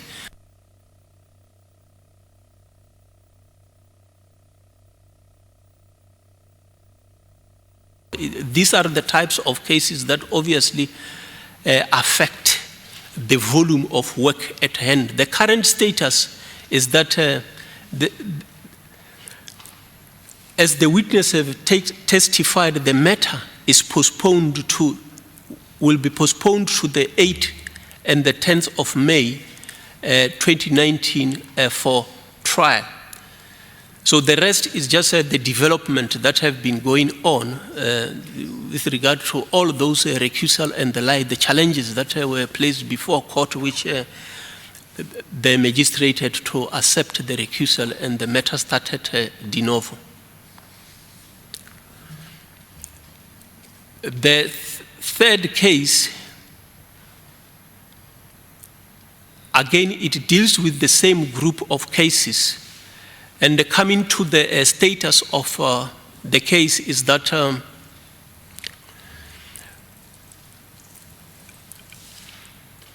the trio, the individuals that are mentioned here were found guilty in court. And they have now been sentenced. The sentence will appear there at the bottom. The first one receiving 7 years jail term. The second one, 20 years jail term. The third one was also an attorney, 24 years. So application was made for to appeal, and that application for judgment, appeal for judgment, was dismissed. But they also applied for appeal with regard to the sentence, and that appeal was granted, which is why the accused have now been granted bail ranging between 30,000 and 100,000 pending the appeal process. With regard to the last case, the investigation is ongoing. So we did not deal with the details of this. We have removed them because of certain information that we didn't want to place in public space. I think the first cases that we are dealing with have got an impact on this specific one. The next one is the Durban Central matter, which the first slide just shows the background where the case is coming from with regard to the matter of Shabir Sheikh. The second slide just deals with the background of this, the way in which the matter has been coming forth and backwards at court. But the current status, which is where we focus on, is that it will be noted that this matter will be appearing for the 5th time. It is a 16-year-old docket, and then it is still on hand. And as it can be seen there are various dates of postponement, that certain things have got to happen in a particular date, which I think that I learned during the week that some of the dates were not met. Some of the things that should have been done by other role players were not met, which may affect slightly the number of the days that compliance need to be happening. Because on the 1st of March, there was some delivery of documents that should have happened, which I think that is where the debate was lying. But it can be seen that the final date there is the 20th to the 23rd of May, on which this application will be heard. So the heads of argument will be submitted, and then an application on permanent stay of prosecution will be dealt with between the 20th and 23rd of May in the Pietermaritzburg High Court. The next one is agreed light matter. It's a matter of last year in May. And then going to the status of the case.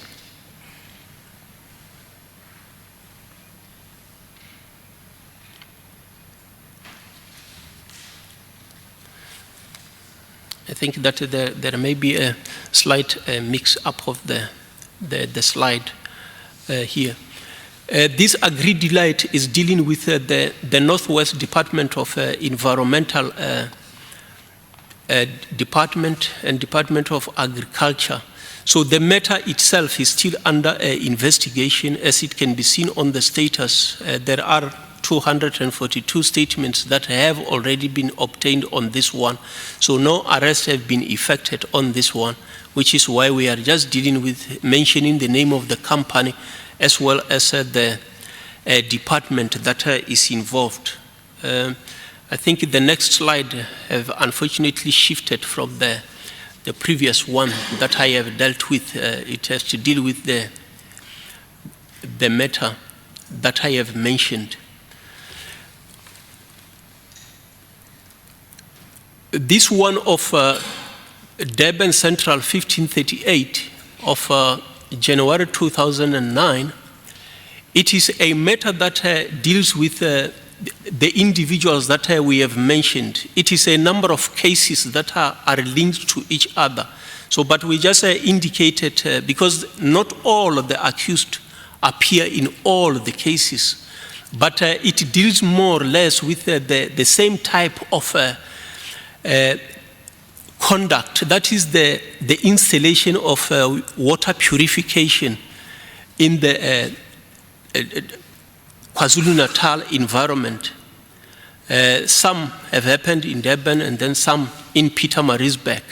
So the investigation is based on the false invoices that were submitted, and then it was finalized in 2012, and then there were postponements that were happening.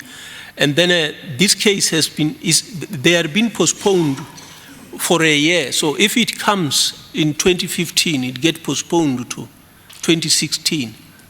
2016 it will come once, postponed to 2017, then. So it happens in that way. That's why the matter is old, because there are issues that are being challenged. The current status on this is that two of the accused persons were sentenced in September 2011 to 8 years imprisonment and a fine. And then the matter itself is postponed to the 11th of March 2019. We will hear after this date what will then happen with the challenge that they are raising. The next one is the money laundering matter that has to do with SAPSA that was registered in 2017. Again, we did not deal with the name of the individual family that seems to have played a role in this, is part of the suspects. The current status of this is that the investigation is still ongoing. We know of 3 statements that we must obtain, and as well as a financial analysis of the statements. 43 statements have been obtained so far. So we are not dealing with the nitty-gritties of this. It has reached a sensitive stage. This matter, as we can indicate that what is outstanding is not many statements. The next one is ESCOM, Tegeta, Trillion. All these are forming part of state capture investigations. And then I think that they are also receiving public attention also at the Commission. And then we will not be dealing with details of what we are gathering, but maybe just to hint that we have seconded a kennel to be sitting at the Commission, with the Commission, working closely with the Commission so that we don't miss anything that is happening at the Commission. But we will not be dealing with those. There are details that people will be testifying there, some which we will be interested in their statement, some which may highlight certain things that need to be followed. But all what we can indicate is that we have seconded a senior officer who is sitting there to ensure that we are not missing the evidence that will be availed in the Commission. So there is still information that we are waiting that has been requested, as well as a forensic report. Again, this one of Vieda Break is still the very same state capture. And then we can only say that a warrant of arrest has been issued against one of the suspects, which will not be mentioning the name until such time that the person has been arrested. The next one, I think the case number 207/27 in Park Road is again part of the state capture matter, the Estina case, which again have received much of public attention with regard to the challenges were faced on these 11 accused that were appearing in court. The status is that we are awaiting mutual legal assistance feedback from the two countries which have been requested, the India and the United Arab Emirates. We will not be dealing with the rest of the details, but those are the critical things that we are waiting for, which we are waiting with working with the NPA as well as justice regarding this request. Johannesburg Central is part of Transnet, which is again forming part of the state capture on the locomotives. The complainant statement regarding relocation is still outstanding. They are working on this because there was a need to find the complainant that knows, not those that shall have been advanced. But as part of the state capture, we will not deal with much details of this. Safe to say that there are already 94 statements that have been filed in this specific matter. So all what we can say is that the investigation is ongoing. The next one is the VBS, which again is one of those that is receiving much public attention. There are different approaches to this investigation. There are fraud with regard to those working at the VBS officials. I think about 6 that will be dealt with in terms of the fraud, misrepresentation. There will be another portion that will obviously affect the municipalities that have invested in contravention of the municipal laws as well as the public finance. So those are the two legs, main legs that appear in this investigation. So we can only say that the investigation is ongoing. We had a discussion with both the prosecution authority and other role players so that we have got a common understanding of the approach without obviously making some errors, as some of the persons that you may like to deal with in terms of the VBS fraud, you may also like to deal with when you deal with the corruption that comes with the municipal deposit of the funds into the VBS itself. So those are the things that one have got to make sure that you are careful in dealing with that intertwined way of activities.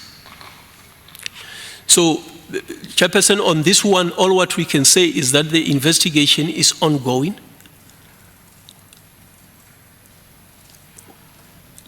The next one speaks to the serious commercial crime. Again, is selected cases. The first one being of this company, Ronald Bobrov Partners. It's an old case of 2013. And 221 statements have been filed on this matter. The current status is that a final forensic report was received, and the relevant authorities, those who are supposed to deal with the content, are studying that.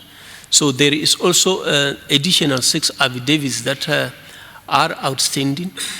And then the audit report from SARS, as well as the extradition of the suspect who is out of the country in Australia.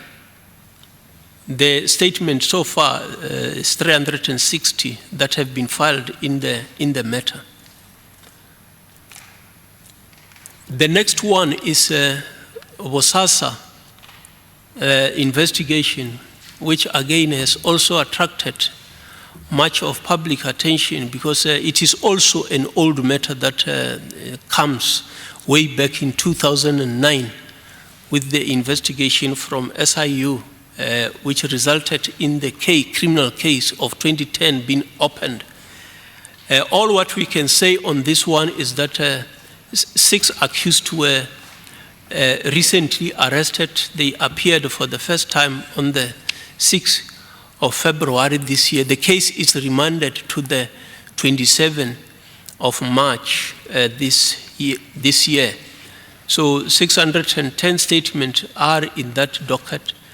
One of the suspects could not be arrested when the others were arrested. The process of extradition is being initiated. We expect that he will be arrested to come and join others.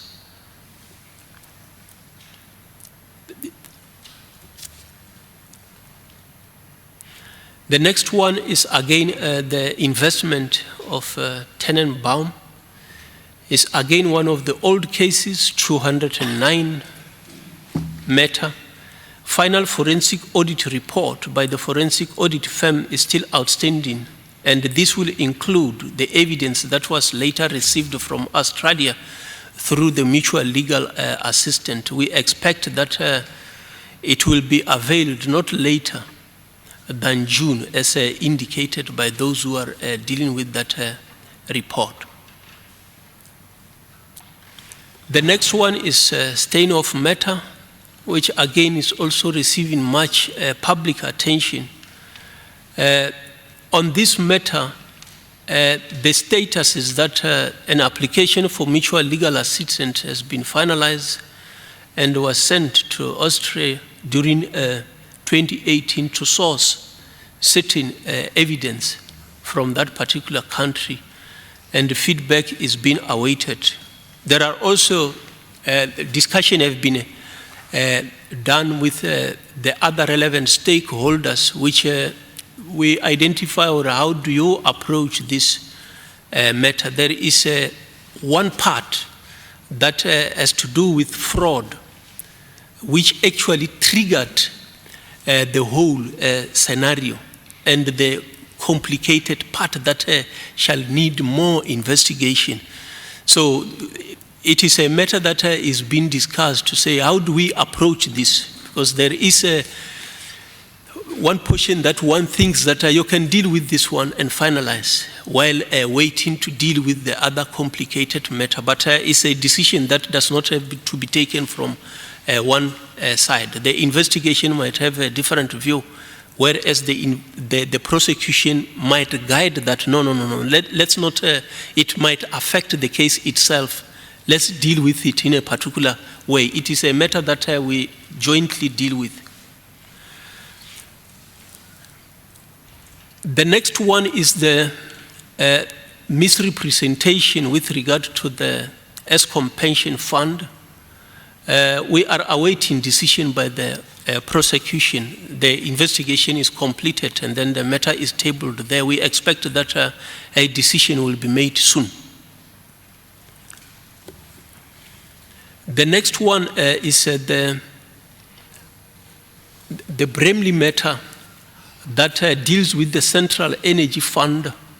And again, I must only say that investigation is complete, is ongoing, has not yet been completed. There are 37 statements that have been filed so far. We expect that we will get the key statements that the investigators are discussing with the relevant role players. The next one is the Prasa Swifambo that form part of the state capture. We will not detail it. Safe to say that 20 witness statements are still outstanding, And we will also be applying for the appointment of forensic auditors.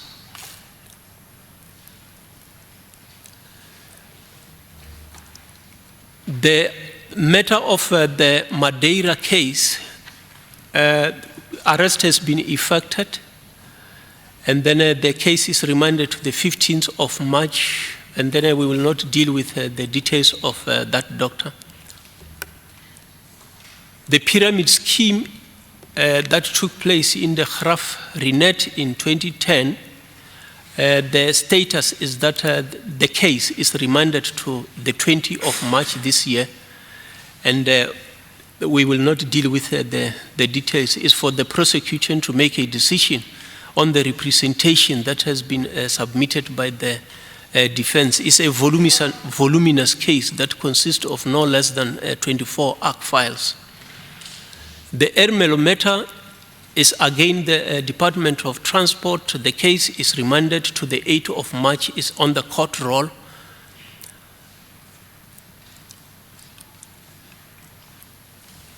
The next one is the 2016 Mount Road case that deal with Operation Little Rhino. The accused have been found guilty of the pattern of racketeering activities, and the matter was remanded to the 1st of March this year for sentencing, and they have been sentenced. The sentence will be appearing on the screen. That is 18 years, the first one, and then a second one, 15 years imprisonment, 15 years imprisonment. The third one, the fourth one is 4 years imprisonment.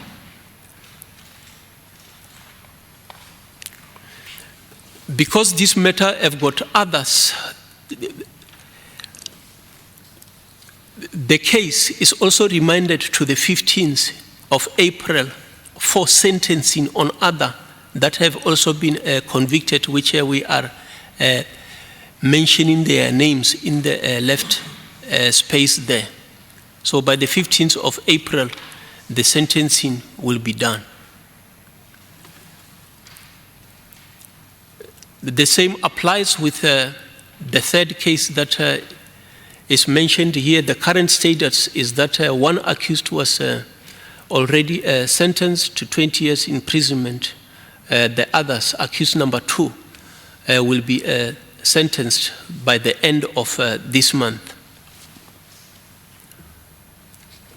The matter of Pastor Omotoso has also received much attention in the media space. The accused was arrested, and then the matter is postponed to the 16th of April for a judgment regarding the application that the judge should recuse himself. The basis of this second application is slightly different than the first one. We believe that the judge will be making a decision on the recusal on the 16th of April. The probability is that if the judge is to recuse himself, the matter will start de novo.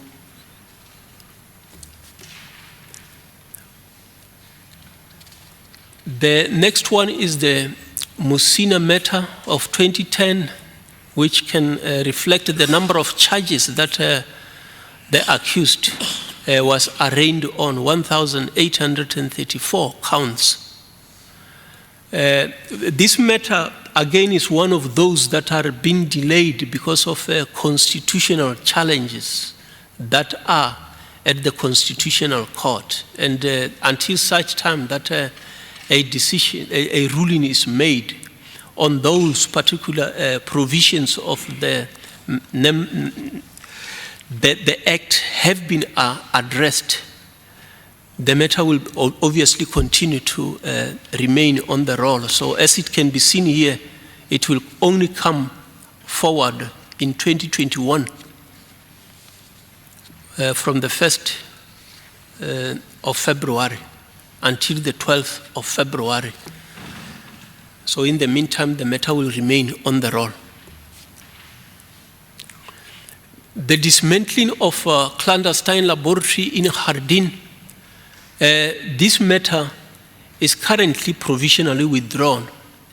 The basis of that withdrawal was the report, the forensic report that they needed, as well as the main suspect that is still on the run.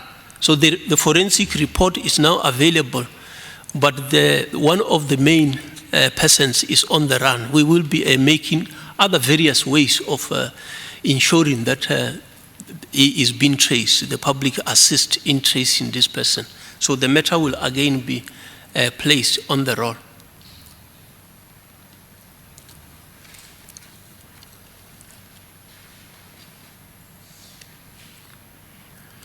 The matter of drug trafficking, here we just mentioned initially that it emanates from some of the syndicate members that were dealt with and sentenced, which they are receiving sentence, but emanating from that, there were others that were charged, and these are the ones whose case is postponed to the 15th of March for application of legal representation. So those whose names are mentioned are listed on the left are the ones that whose matter will be coming on the 15th of March. The next one is the Verulam matter, which is one of the sensitive matters that I will not deal with in details, except that the case is remanded to the 15th of April for further investigation. There are certain things that the prosecution and the investigators need to be doing. The investigation itself is sensitive by nature. Coming to just some of the successes that I indicated that we have achieved. The first one shows the gang that has been sentenced to imprisonment for racketeering. That was done in Gauteng local division, where 8 accused were sentenced. They were guilty of 11 bank robberies and a pattern of racketeering activities. A pattern of racketeering activities is what we call organized crime. So the rest is bank robbery.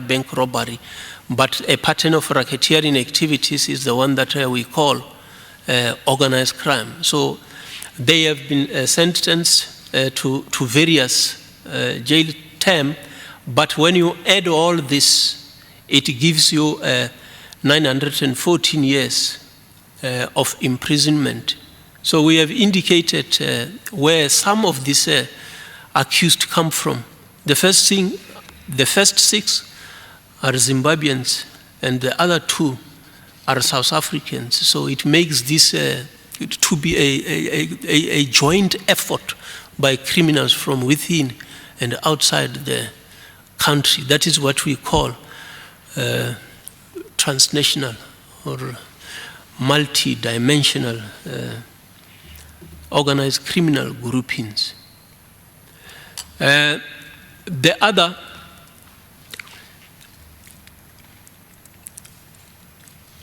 matter is the Northwest taxi hitman that was also sentenced to life imprisonment in the South Gauteng High Court.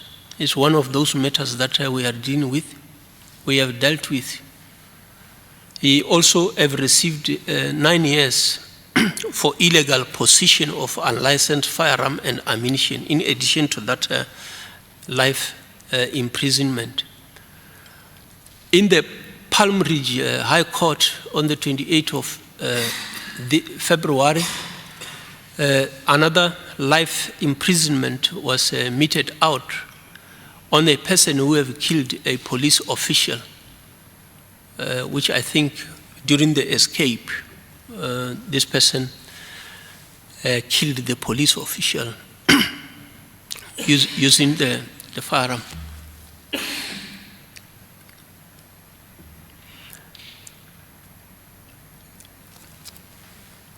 And then in another matter, on the 1st of March, a number of suspects. 5 accused persons were again sentenced to life imprisonment each for the matter of a police official, which I think is sending a message that these things are taken serious. 4 drug dealers busted in the R1 million drug lab. A number of clandestine laboratories have just been dismantled recently. I think that it shall have come out in Gauteng, Bramfisherville, and then the person had both in Bramfisher as well as in Soweto. 4 suspects were arrested there, and then again in Bechley. It is our organized crime of the Limpopo that has followed this from Limpopo, and then led by crime intelligence, went to Gauteng, where arrests were effected on the 6 suspects. 20 years imprisonment for drug trafficker. Again, this is something that has happened in November 2018. I think that there is a typing error where we said November 2019 is actually 2018. These are but some of the successes we needed to be showing the amount of drugs that are actually confiscated when some of this intervention take place. A businessman in the KwaZulu-Natal was sentenced for that fraud that has to do with Guptas. So it is also a recent one that he received 20 years direct imprisonment.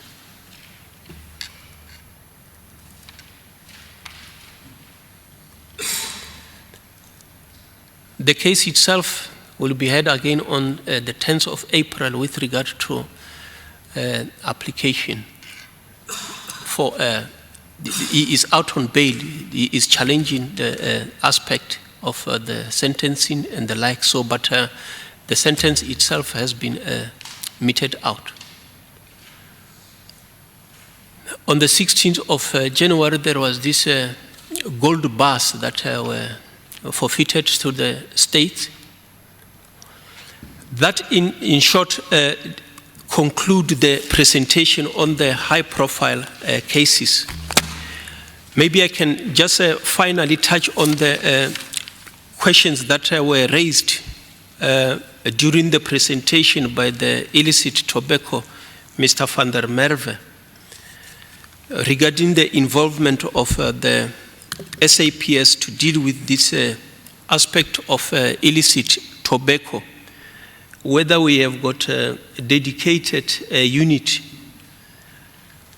or that deals with this particular commodity. We can mention that the unit that deals with this type of commodity is the intellectual property crimes within the serious commercial crime. So within the component that resort under General Kana, you have got various groupings that deal with particular type of crime. So this illicit tobacco is part of those that resort under intellectual property. So it does not only deal with tobacco. There are other aspects that they also address. I think that we may have heard about the arrest in KwaZulu-Natal of individuals that will add some paraffin in diesel so that it becomes more bulk, and that affect the consumers. So it deals with various types of commodities, be it clothes and the like. So we have got that unit in the DPCI. In the greater service, they don't have the dedicated one, but they deal with this as a part of this illegal commodity. it is the general detectives that will obviously investigate this type of cases on a lower scale. There has been engagement with the tobacco industry, as Mr. van der Merwe have hinted. He is representing one of this industry. It's not the only industry that is involved in the tobacco space. So there are also other industries that play a role. There is also engagement with the SARS and other stakeholders that play a role. And then the critical understanding is that the main crime that has been perpetrated here is the contravention of the tax laws, which is where you really need to be working closely with those that deal with the revenue, the tax matters. And I think that it is right to say that you need to target the root where the things is coming from, because those that are selling in a spaza shop one cigarette and the like will not be able to do that if you close at the root cause. So we will not be detailing how this arrangement, the deliberation, the discussion that I was assured that is still continuing, is going to come up with. So there is indeed, we agree, there is a need to come with a better way of dealing with this, engaging the source, where the origin, where this thing is coming from. Chairperson, that honorable members, that conclude the presentation. Thank you very much, General Libia, for the presentation. I think we welcome the successes, also the progress in terms of high-profile cases, the state capture cases. Just maybe a couple of questions from my side, and then I will go to Honorable Mula. I think in terms of your appointment policy, I think we must welcome it from the committee side that you are very strict in terms of requirements and also vetting. The fact that a number of candidates has been disqualified. That is quite, I think, a very positive step that we ensure in terms of a vetting perspective that people who enter DPCI, that there's no questions asked. And also the fact that those members who have been mentioned as possible related parties in terms of other commission investigations stand down. That is also the correct approach, and I think we welcome it from the portfolio committee side. The one issue, two issues in terms of the secondments, to ensure that you got the capacity. I just want to know in terms of the skill set, in terms of especially the financial and commercial crimes. Are you making headway? Are you getting people from SAP's commercial branch? What is the profile to ensure that you can deal with those matters apart from maybe sourcing in or contracting in specialized skills from the private sector? Then the second issue, I think that is an eye-opener to the committee, is what is being the findings of the matter with relation to the job scope, and also in terms of the work study, that actually you need more than 900 members in each of the units, the new units.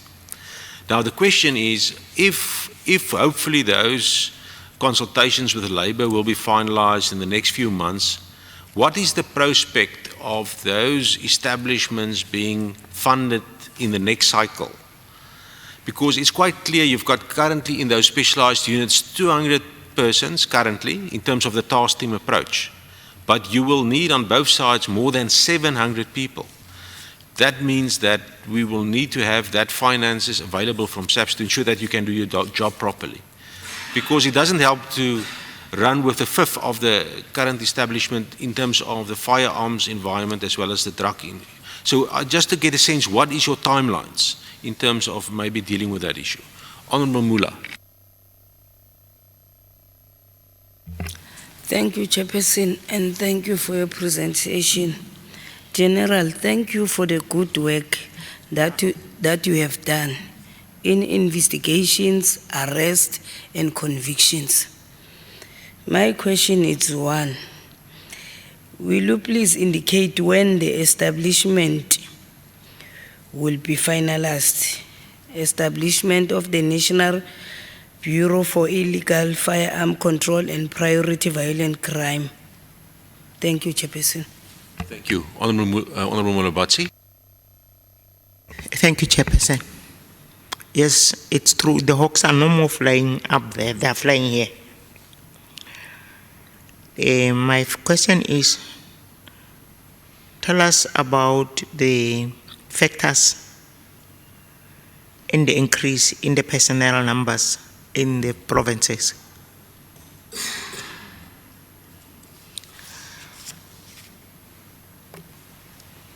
Let's leave that one. Let me give you another one. Tell us about the changes made in the existing plan of the National Drug Master Plan.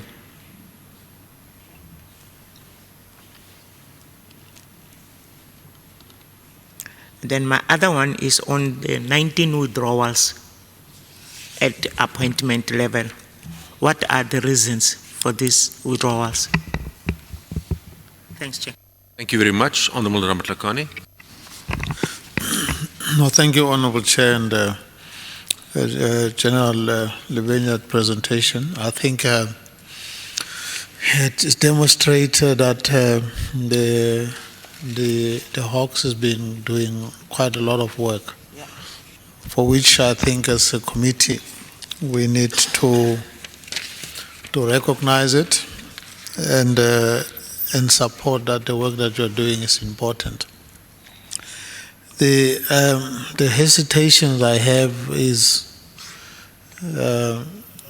to go into cases that are still subject to whole lots of process, and all what has been presented, I think I want to note, but I just want to ask the general just 3 questions. The first one, I just want to understand the tools of trade, insofar as beside the others, and the chair asked a question about the budgeting story. Well, I just want to understand from where you are seated at, whether you're satisfied with the tools of trade. It's maybe generic, but I'm not talking humanist in this stage. I'm talking other necessary tools of trade. And I'm asking that because of the level in which you are positioned as Hawks. The second one is I don't know, Chair, you have asked this question partly, is this specialized units and 900 and odd shortage. Last time we had a discussion, there was a view that there should be somewhere that the operational happens. And then I know you mentioned the task teams. But now the difficulty I have with the task team that you have mentioned is the fact that as long as it's classified as task team, the allocation of resource doesn't quite happen, because it means that you have not approved the requirement in terms of beginning to say we can now allocate this, because that's a task team. So how are you dealing with that particular aspect? And how long is it going to be that task team? Because as long as it is a task team, there's a constraining measures for you to be able to allocate sufficient resources. Or am I completely wrong in this understanding? The third one, which is the last question, is also kind of general questions I'm asking. The last time we had a discussion with yourselves, and we had a discussion with yourself and DPP. There were obvious indications or that indicated that cooperation, or if you like, or working relationship was not sufficient, was not necessarily satisfactory, and that it was illustrated by the report that came from the acting head at the time. We had agreed that we would meet again at another intervals to look at those issues. Now, I just want to understand from now that you are there, has that problem of lack of cooperation, including because in the report you do say this one we are waiting for this one we are waiting for this. I'm just trying to find out on average, are you breaching the time in which the decision is made on a case, or does it still run into months and months and months without any decision made, whether to prosecute or not to prosecute? I'm just trying to find out that aspect, whether that has been done, because that was a worry the last time we had a discussion, which resulted in some kind of lapses or problem that, as a result of that, that issue takes me to ask you this question. The whole thing about prosecutory-led investigation, that supposed to be part of working together with the prosecutors on the case as it develops. Is it happening with respect to your kind of complicated, sometimes a bit technical investigation that you embarked upon, in terms of working together with the prosecutor around some of those kind of work that you do in terms of investigation? So it's to shorten the time that the prosecutor must make a decision on a case if it's simply he or she is cold, not having to have knowledge of the case at all. So has that gap been breached? So I'm trying to stay away from the specific cases of, just ask the question about the operational aspect in terms of that, which was a problem at the operational level, and cooperation that I think that the PCI raised with the committee at the time. So that's all my questions, Chair. Thank you. Thank you, Honourable Lekane. Honourable Buthelezi. Thank you. Honourable Marke. Thank you. Thank you, Chairperson. I'm not sure whether my question will be relevant to TISA or maybe it can be answered. In terms of illegal cigarettes, just to educate myself, well, it applies to all products, I think. Or we have got the South African Bureau of Standards. And I just wanted to find out if a product hasn't been approved by SAPS, is it allowed to be sold in South Africa? So if we have the RG, does it mean that it went through SAPS and was approved? Thank you, Chairperson.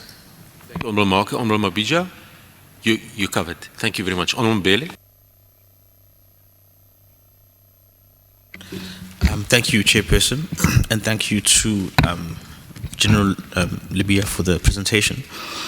It's just one question from my side, similar to Honourable Amulabati's question, which is to ask, outside of the factors that inform the increases provincially to personnel, my question is a more general one, based on slides 7 and 8 of the presentation, which is to ask for an explanation of the factors that inform the broad allocation of personnel to provinces for those two specialized units.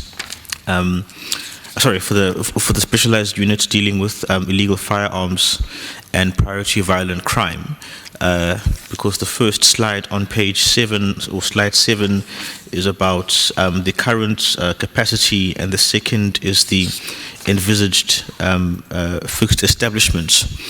And in particular to ask whether the factor of the crime burden of a province in that particular crime category is used as the primary weighted factor. So I understand that part of the approach might be ensuring a sort of baseline equitable distribution to all the provinces, so that there's a minimum baseline of capacity. But then when it comes to customizing it, how do you weight other factors like the crime burden, possibly population, and that sort of thing? Because, you know, what stood out for me is that the current capacity in the provinces for the Illegal Firearms Control and Priority Violent Crime Bureau, the ranking from highest current capacity in the top 5 goes Gauteng, KZN, Eastern Cape, and then I think Free State, if I'm not mistaken, yeah, Free State, and then Limpopo. So if the crime burden of firearm-related crimes was a primary weighted factor, the Western Cape is 4th. One would assume that it's following a pattern of this is where the concentration of either illegal firearm trafficking or possession is, as well as the use of firearms, which then raises the question for me as to why the Western Cape is only in 4th position, given the incidence of gang-related firearm crime. So just some clarity, please, on how those rankings, in terms of the distribution provincially of personnel, has happened. Thank you, Chair. Thank you. Just two. Have you got a timeline by which you believe you'll be fully capacitated? I mean, you're 694 short in the one and 834 short in the other. I do understand you've only been in the hot seat for barely, not even a year, but do you have an end date in mind? And secondly, from these serious corruption investigations and the commercial crime and the organized crime, number one, I mean, I tried to add up all the billions, but my calculator just blew a gasket and gave up. Have you got an idea of how much money we're talking about here in billions? I mean, it's billions. And in relation to those, how much have you recovered? The Shabir Sheikh matter involves 30.5 billion rand lost to the country. Have we got anything back? The grants of 10.8 million given following a verbal instruction by the CEO of the Land Bank. Did you get anything back? That's the point. Are you clawing back what has been stolen from the country? Thank you. Thank you, Honourable Kolo Barnard. Honourable Mhlongo, you're welcome, sir. No, thanks, sir. Quickly. On General, no, firstly, thanks for your presentation.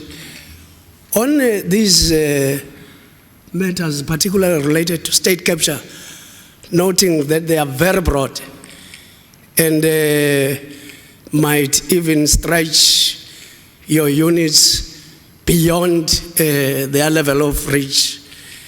I wonder, Chairperson, whether it wouldn't be correct to understanding that the President, I think, has established something within NTPP which is meant to reinforce or amplify capability of specialized divisions to be able to live up to the state capture requirements and all that.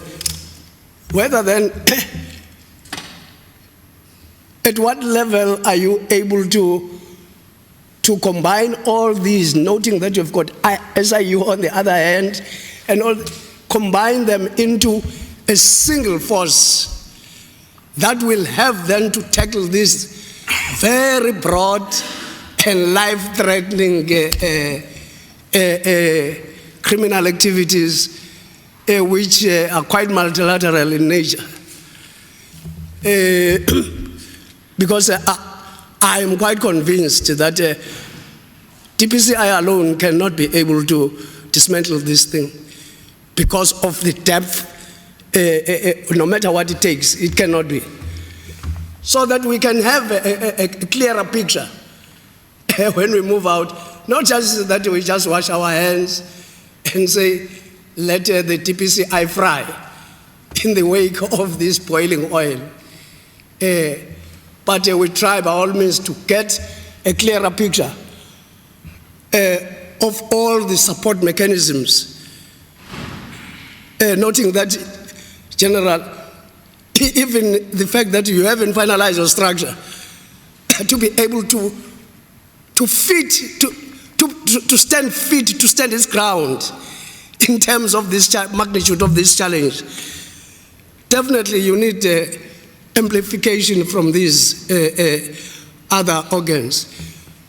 Whether then the General can just briefly highlight to us so that one can go to bed and rest if needs be. Because of the veracity of this state capture thing makes my heart beat very fast because it makes the future very, very gloom. Number two, General, and I think I escalated this thing to you, Chairperson, of these bogus doctors driven by 3 Indian nationals from Durban. Because I wrote a letter to the head of NPA in KZN to say, can I be appraised before we open Parliament of the progress made? No answer. Newly appointed NTPP, no answer. But these 4 universities continue training these bogus Indian doctors who are proliferated to the public health to kill our people in the public health. Yet the instructions, according to even the former head of NTPP, instructions were made long time at NTPP level to prosecute these people. But because they pay the state organs to neutralize these cases are just cold. What is happening with this thing, General? Because these people are threatening the lives, particularly of our African people in these public health institutions. Coming from all these 4 universities, UKZN, Walter Sisulu, UJ, and former Medunsa. And managers who are corrupting these institutions, what is it that is happening there? Because if we don't crack the whip, I can tell you, building a powerful state that we intend building in the wake of this thing, we will never be able to. We'll be playing into the hands of these organized criminals. I'm raising that, Chairperson, because it was worrisome to me to get the prosecutors from KZN going to the Haws offices in Durban to say, we don't want 1, 2, 3 investigators, get 1, 2, 3 who are our buddies. Where on earth do you get another department dictating who to investigate what? And I hope, General, you will be honest in answering that, because, as I said to you, protect your children. Don't allow these crooked criminal prosecutors to actually go over your head, undermining your own units under your command. Thank you. Thank you very much, honourable members. I've just a final question from my side. General indicated that there's a colonel with a watching brief at the Commission. Now the question is, what would be the approach? Will you be awaiting the final recommendations from the judge? Or if there is some matters that may warrant immediate action. Will there be steps taken, just to get your views on that? Thank you very much, honourable members. General De Beer, over to you.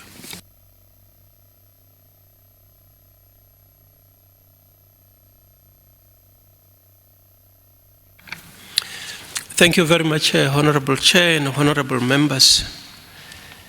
The first one from the Honourable Chairperson, with regard to the secondment and the profile, whether these members, we look at their expertise, are they coming from the commercial environment space? Chairperson, what we do is that there is a list of members that we have previously indicated we lost to the SAPS. Most of those members are commercial crime detectives, which I think that is what could have, to a certain extent, weakened the capacity of the DPCI. So those are the members that we are looking at.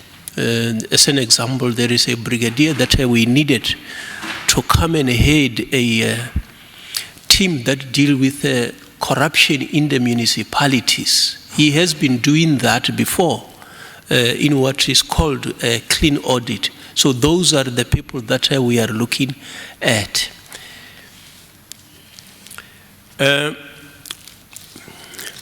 Chairperson, with regard to the funding of these structures that we would like to be putting in place, whether we will be able to implement, because there is a budgetary processes that need to come. We know that when you put a structure, you must be able to implement it. What we have indicated during the discussion with those that work with the budgetary processes is that at least what we need to do is to have at least a fixed establishment on which we work. And then maybe the budget process can indicate, with the resources that is available, how many posts can you actually fill on an annual basis, so that we work it in that way. So you have at least an idea of what type of structure do I need to deal with the challenge at hand. Then you put that aside and say that financially, do you have the financial capacity to be able to fill those positions? Then we living in a country where we can't just say, no, it must happen. Then we can say that how then can it be phased in? So that is what we are looking at. That it is clear that you can't just fill it once off, I think. But at least there should be movement, and at some stage we need to accelerate that, which at some stage we will say that if we are not filling on a permanent basis, at least secondment will do that. Secondment assist that you feel while looking for a permanent placement. So that is how we intend to be filling those. With regard to the question by Honorable Muller, when are we actually going to put this in place, this unit that we are talking about? The intention is that as of the 1st of April, we would like to be saying that we have this is an approved structure. Then we can gradually start filling those vacancies. Once the structure is there, it makes it easy to know that I have got these vacancies that I may start filling. Some you do by way of lateral appointments, that you don't necessarily go and appoint somebody outside the organization. You appoint from within the organization, like the greater service, somebody with the skills. We often find that there are skills, people who knows dealing with the matters of firearm from the greater service. So at times you do it on a lateral appointment. So the idea is that once all is signed off, by the 1st of April, we would like to start working on that implementation. With regard to the question by Honorable Mulevadzi regarding the changes in the drug master plan, I think maybe the understanding of the question may obviously have slightly evaded my assessment. But whenever the drug master plan is amended, there is always consultation. So there is always a role that the DPCI play, because the plan itself incorporates various institutions, departments, and society as a whole. So the DPCI plays a role. So ours mostly is to focus on cutting the supply chain, because you are dealing with consumers that are affected, and then there is the supply chain. That is the area that the focus of the DPCI is. I may not have understood the question correctly, but this is how I thought the question is seeking. On the question of the withdrawal of the 19 posts, or what informs it, what could be the reason behind this, I will just cite a few examples. We have found that in some areas, members shall have been shortlisted in more than one post. One would have been shortlisted in a post in the Northern Cape, and the very same person may have been shortlisted in the North West. And then at some stage, it was found that do you exclude this individual who have applied just because the person has been shortlisted in 2 areas, and then the processes are actually running simultaneously by 2 different panels. So we expect that there will be a grievance that comes, which we have got a lot of grievances of that nature. We felt that in some of this, it makes sense that instead of treating others unfairly, it is better that you withdraw, because you shall re-advertise so that they still get an opportunity to compete. In some places, we found that somehow the secretary would have informed the individual at a very late stage. And the individual lodged a grievance that the others were informed timeously to prepare themselves. I'm only invited now to come to the interview panel. So those are some that made us to withdraw. So I'm just citing some few reasons. There are other several reasons that informed us. In some of them, we received an indication that the way in which the panel have assessed it raises eyebrows. So we called, because there is always a level that look at what the panels shall have done. So when in some areas we pick up that this is an indication of some anomalies, we said that we are not going to let this one.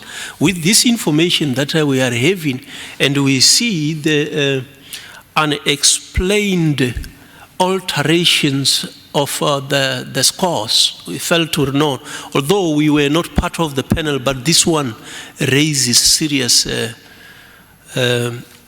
suspicion. So in that, to avoid from proceeding with the appointment, we thought that it is better to withdraw and then do it properly. So those are some of the reasons why we ended up with 19 posts being withdrawn. They will be re-advertised. We shall still go and do the search. The Honorable Ramatlakane indicated the tools of trade, whether we are satisfied with the tools that we are having at hand. No. I think that the tools that we are having still need to be supplemented. Firstly, I think that accommodation is part of the tools of trade. Because if you have got to be operating, at least there should be a place where you operate from. I think that starting from our head office of the DPCA, the special unit that we have in South Africa, I don't think that it is a great one. It is a building that is owned by the government.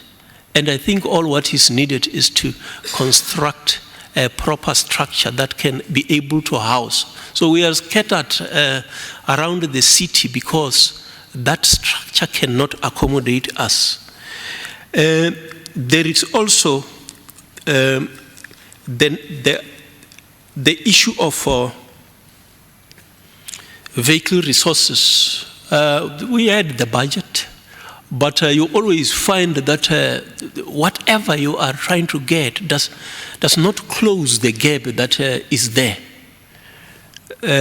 So the few that we are purchasing, I think that there is a need to supplement, to assist in that, so that we have got proper vehicles that will be able to take the distance that some of the cases demand, and to be able to travel the terrain that in some environment you are not able to do with these small ones. So there is such a need, which I think we take when it comes to the request for resources.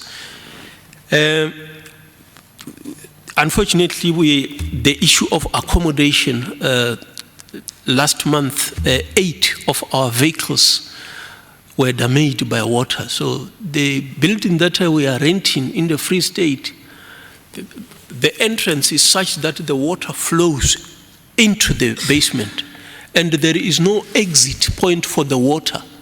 And nobody was able to enter to remove the vehicles from the building.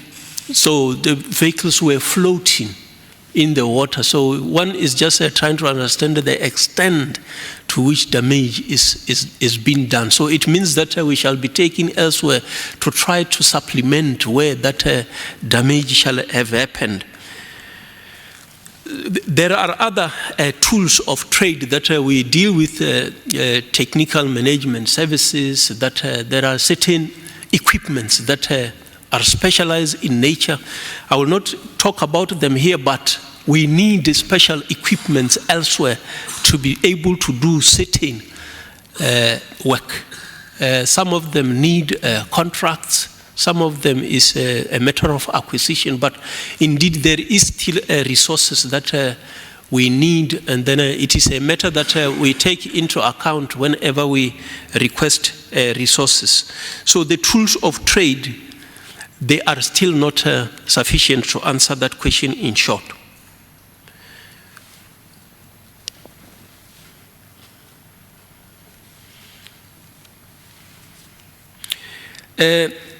The other question is operational resources, how long you're dealing with this.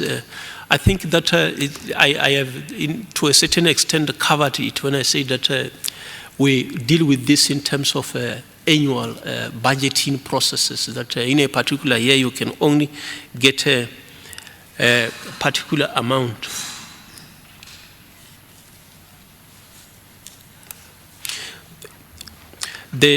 I'm reminded that it also deals with the task teams, operational task teams, or how long this task team. The task teams that we are talking about is actually few members coming from outside. In order that they come into the DPCI, they came in a form of task team. So they are there on a temporary basis. The resources that we have, we share with them. The rest, the majority of the members in these task teams are ours. They are already in the unit. It's just that now they are confined to dealing with firearms or narcotics, whereas in the past they were generic members in the DPCI. So this task team is made of majority members of the DPCI, which means that you are cutting the existing pool to specialize in a particular commodity. Majority of them are going to be there. Even when you disband the task team, they remain in the environment. The working relationship between the NDPP and the DPCI, which I think it was raised at some stage in this space. I must say that since the NDPP was appointed on the 1st of February, we are making a headway. The working relationship is good.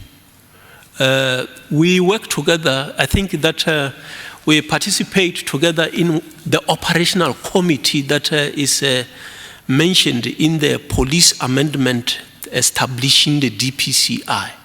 So we work together in the anti-corruption task team. So the NDPP is a participant in that forum, and then the NDPP is a participant in the operational committee. So there are joint assessment that we sit together and interrogate the cases that we have at hand. And I think that the question goes further to indicate as to whether this prosecution-guided investigation is helping, whether the cases are still taking months before a decision is made.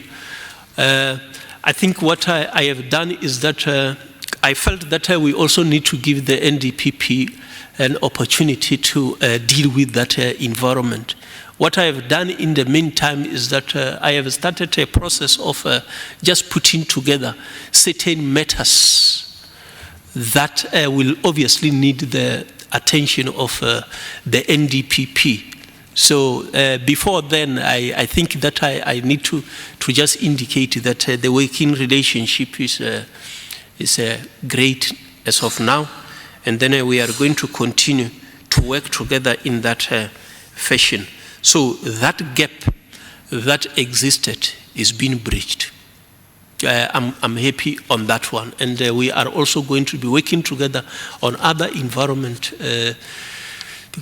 dealing with major investigation, also dealing with organized crime. So there are areas where we were doing well, and in some areas I think that we did not continue with the way we were doing things. We want to be resuscitating those areas where we were doing well.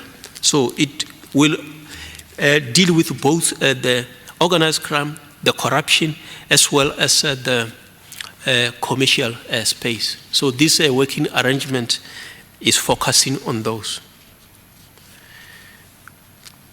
The question from Honorable Mage with regard to the South African Bureau of Standards. We haven't gone directly to them, but I expect that in terms of the investigation, when we deal with the South African Revenue Service, the first thing of being involved in that particular type of commodity, it means that the basic is that there must be approval from the South African Bureau of Standards. But that is what we will look at when we engage on that one. It's not a matter that I specifically asked. Or does the manufacturing, this company that is manufacturing this commodity, approved in terms of the South African Bureau of Standards? I expect that it should be a basic thing, but it's something that I haven't interrogated, which we shall have to look at.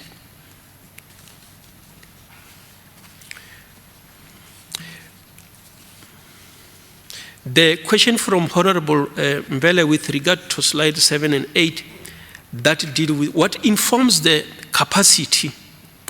Is it crime in specific environment? Why is it that Gauteng, KwaZulu-Natal, Eastern Cape, Free State, and Limpopo and Western Cape are indicated? And specifically, why is Western Cape seemingly coming the fourth. Normally, it is informed by the area where we are situated in order to be able to cover the country, the places where the units are situated. And the crime is always one of those that is looked into.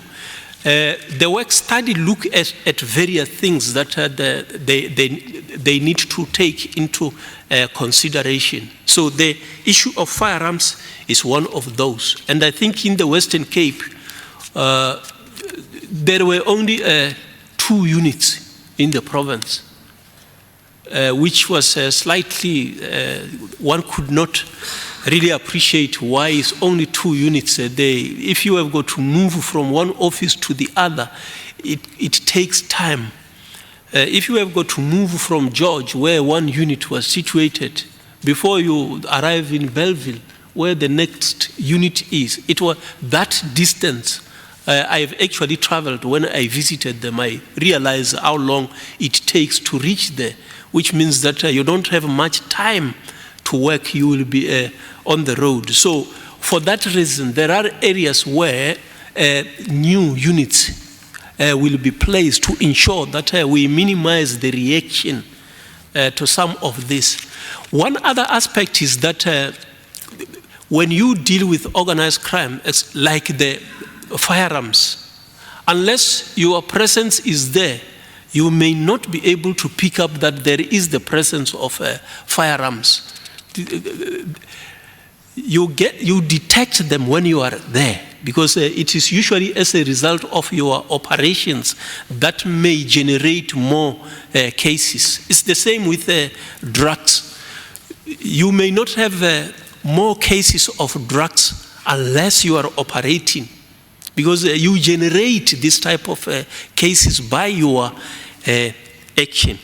But in short, to answer to the question, it is informed by the crime and the other matters, the distance to be able to cover the province.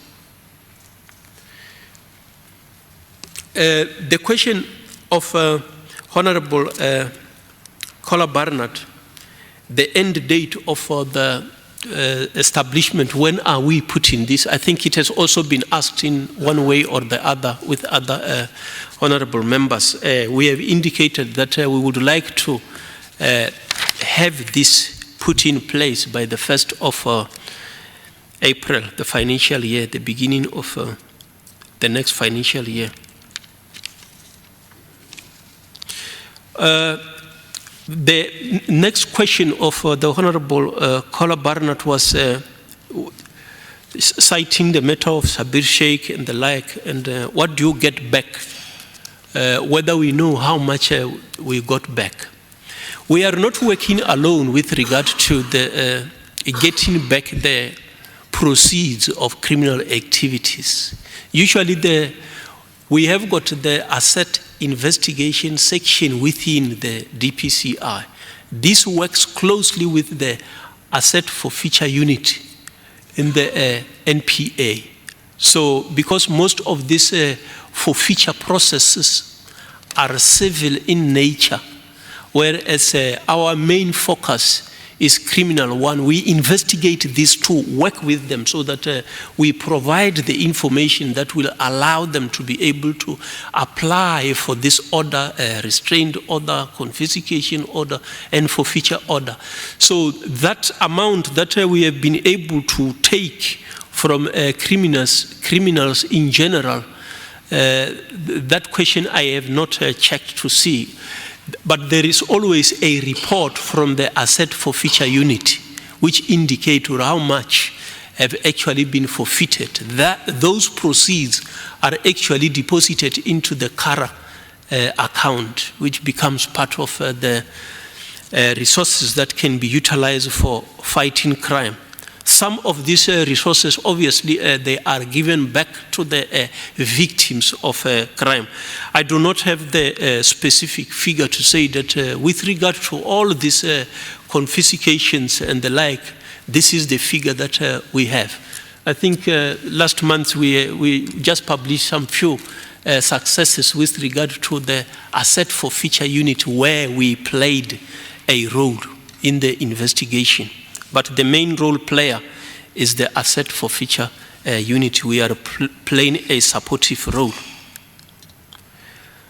The Honorable Motlongo have asked the question of the unit that seems to have been the one that was mentioned by the state president, and the indication of the single force that will be dealing with all this matter.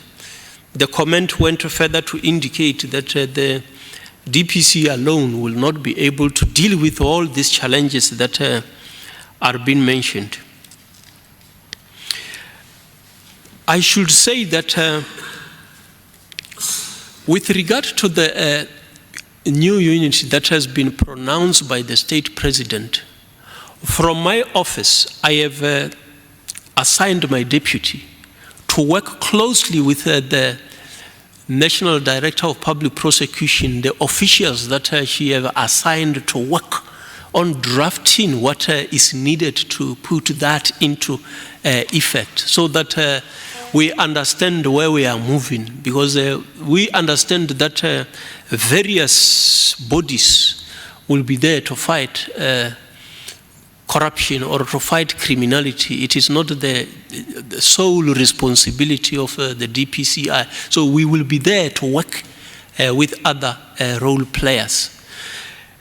So I can't go deeper into that, because I think that there will be a pronouncement, a promulgation of the details of what is the intention of this entity that the President has mentioned. I think that there are 3 areas that I specifically had, but I don't want to interpret something that is still going to be promulgated. We will deal with it once we have it on black and white that this is how it is going to be operating. But we shall cooperate with whatever law enforcement capacity that the country decided to put in place. The issue of the single police service, which is dictated by the Constitution, I think that even with the bill that intended to amend the South African Police Service, those will also be dealt with in that space. I think that that is prescribed by the Constitution. Whatever happens, I think that that will be kept in mind, that all the laws that we are passing will be in line with the Constitution, because they must pass that test. Operationally, the DPCI is not working alone. In most of the matters that we are working on, we work with other role players. We have got the SIU working with us in the anti-corruption task team. We have them in the operational committee. Most of the investigation that they do, we know will ultimately end up with the DPCI. So there is that cooperation and collaboration. We discuss constantly at a higher level with the head of the SIU, with the other entities, the FIC, which participate in these committees that I'm mentioning, the AFU, the NDPP, the SARS. Other relevant role players play a role there. And I think that is where we agree that we should contribute to assisting each other. So it is not the DPCI alone. The issue of bogus doctors, the honorable member have indicated, shared these concerns with me.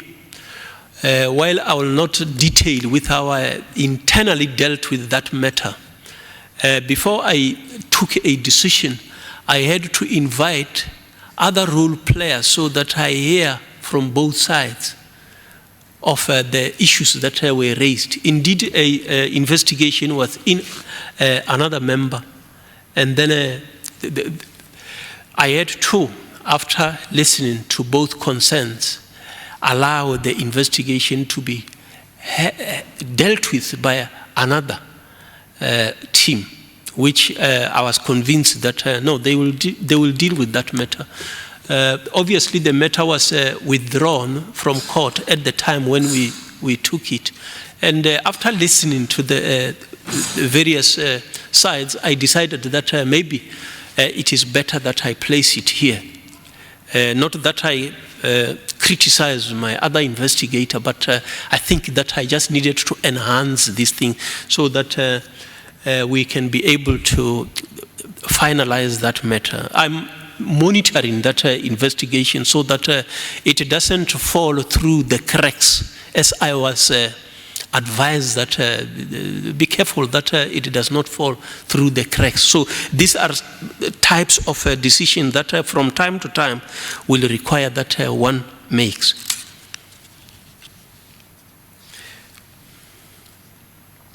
The last question was from the Honorable Chair regarding the member that I have assigned to be operating with the state capture investigation, whether we shall only act once the state capture release its report. We are not very much sure when that will happen, and for that reason, whenever there is any information that can assist in whatever investigation that needs to be done, criminality, we will be dealing with that. So in areas where there is a need to wait until the completion of the state capture, we will be respecting that. With the pronouncement by the state president, we keep that in mind, which is why we always engage the NDPP, who at the end of the day might be leading that particular team. So we don't want to disturb also what is happening, because the commission itself is trying to also find reason why certain things have happened. So there is information that from time to time assist with matters that are already been handled by us. So we make use of that. The rest, when crime has been committed, I think the understanding is that there shall always be reaction, but we keep in mind that there are processes that are currently taking place that you need not unnecessarily disturb. So that I think I've dealt with the questions, unless I might have overlooked one. Thanks, Chairperson. Thank you. I see two hands. Members, I really want to close. I'll allow Honourable Mula and Honourable Mhlongo the last. Thank you. Thank you, Chairperson. It's a follow-up question. You said last week your 7 cars were damaged by water. Where are those cars now? What are the members working with? And does it not affecting your work? Thank you, Chairperson. Thank you. Honourable Mhlongo? No, thanks, Chairperson. General, what I wanted to get clarity on, with the question of these 3 Indian nationals, is that matter now handled at a national level, removed from the province, so that we can be able to keep an eye and tracking of it? Because we know these people have been a law unto themselves in that province for too long. They need to be destroyed once and for all now. Thank you, members. We will go to the final 2 responses. Thank you, General. Thank you very much, Honourable Chair, Honourable members. The 7 vehicles are the vehicles that were destroyed are being assessed to see the repairability of some. So that is obviously affecting the service with regard to the immediate availability of resources, which means that we share what is available. So because it is only one office that is affected, it means that we constantly share.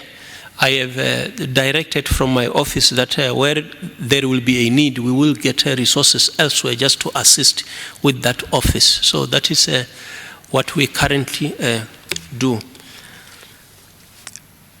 The investigation that I'm talking about is done in the province, but it is done at a different unit than the unit where it was handled.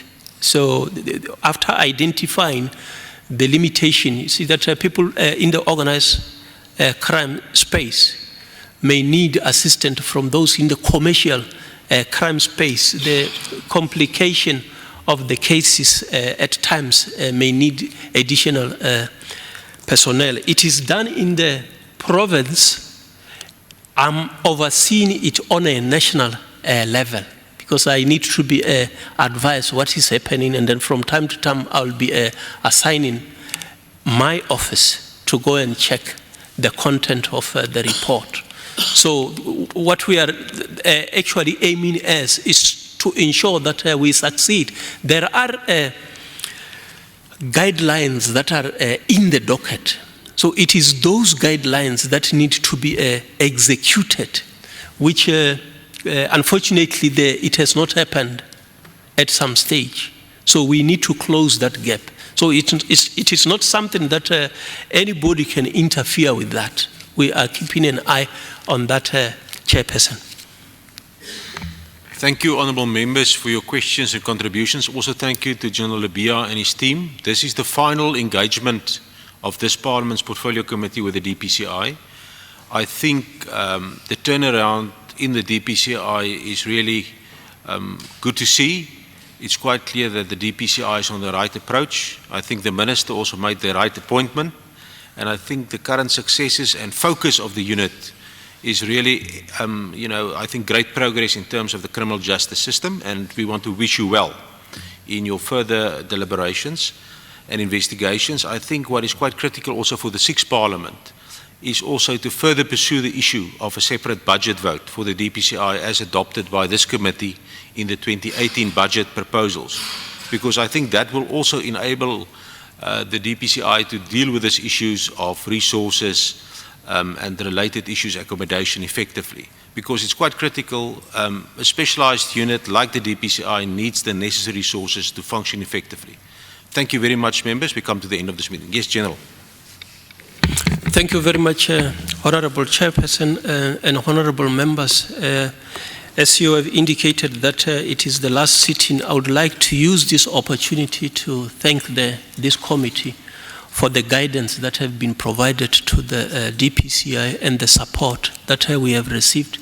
We shall continue to do what is expected of the DPCI. Thank you very much. Thank you, sir. The meeting is finished. Thank you.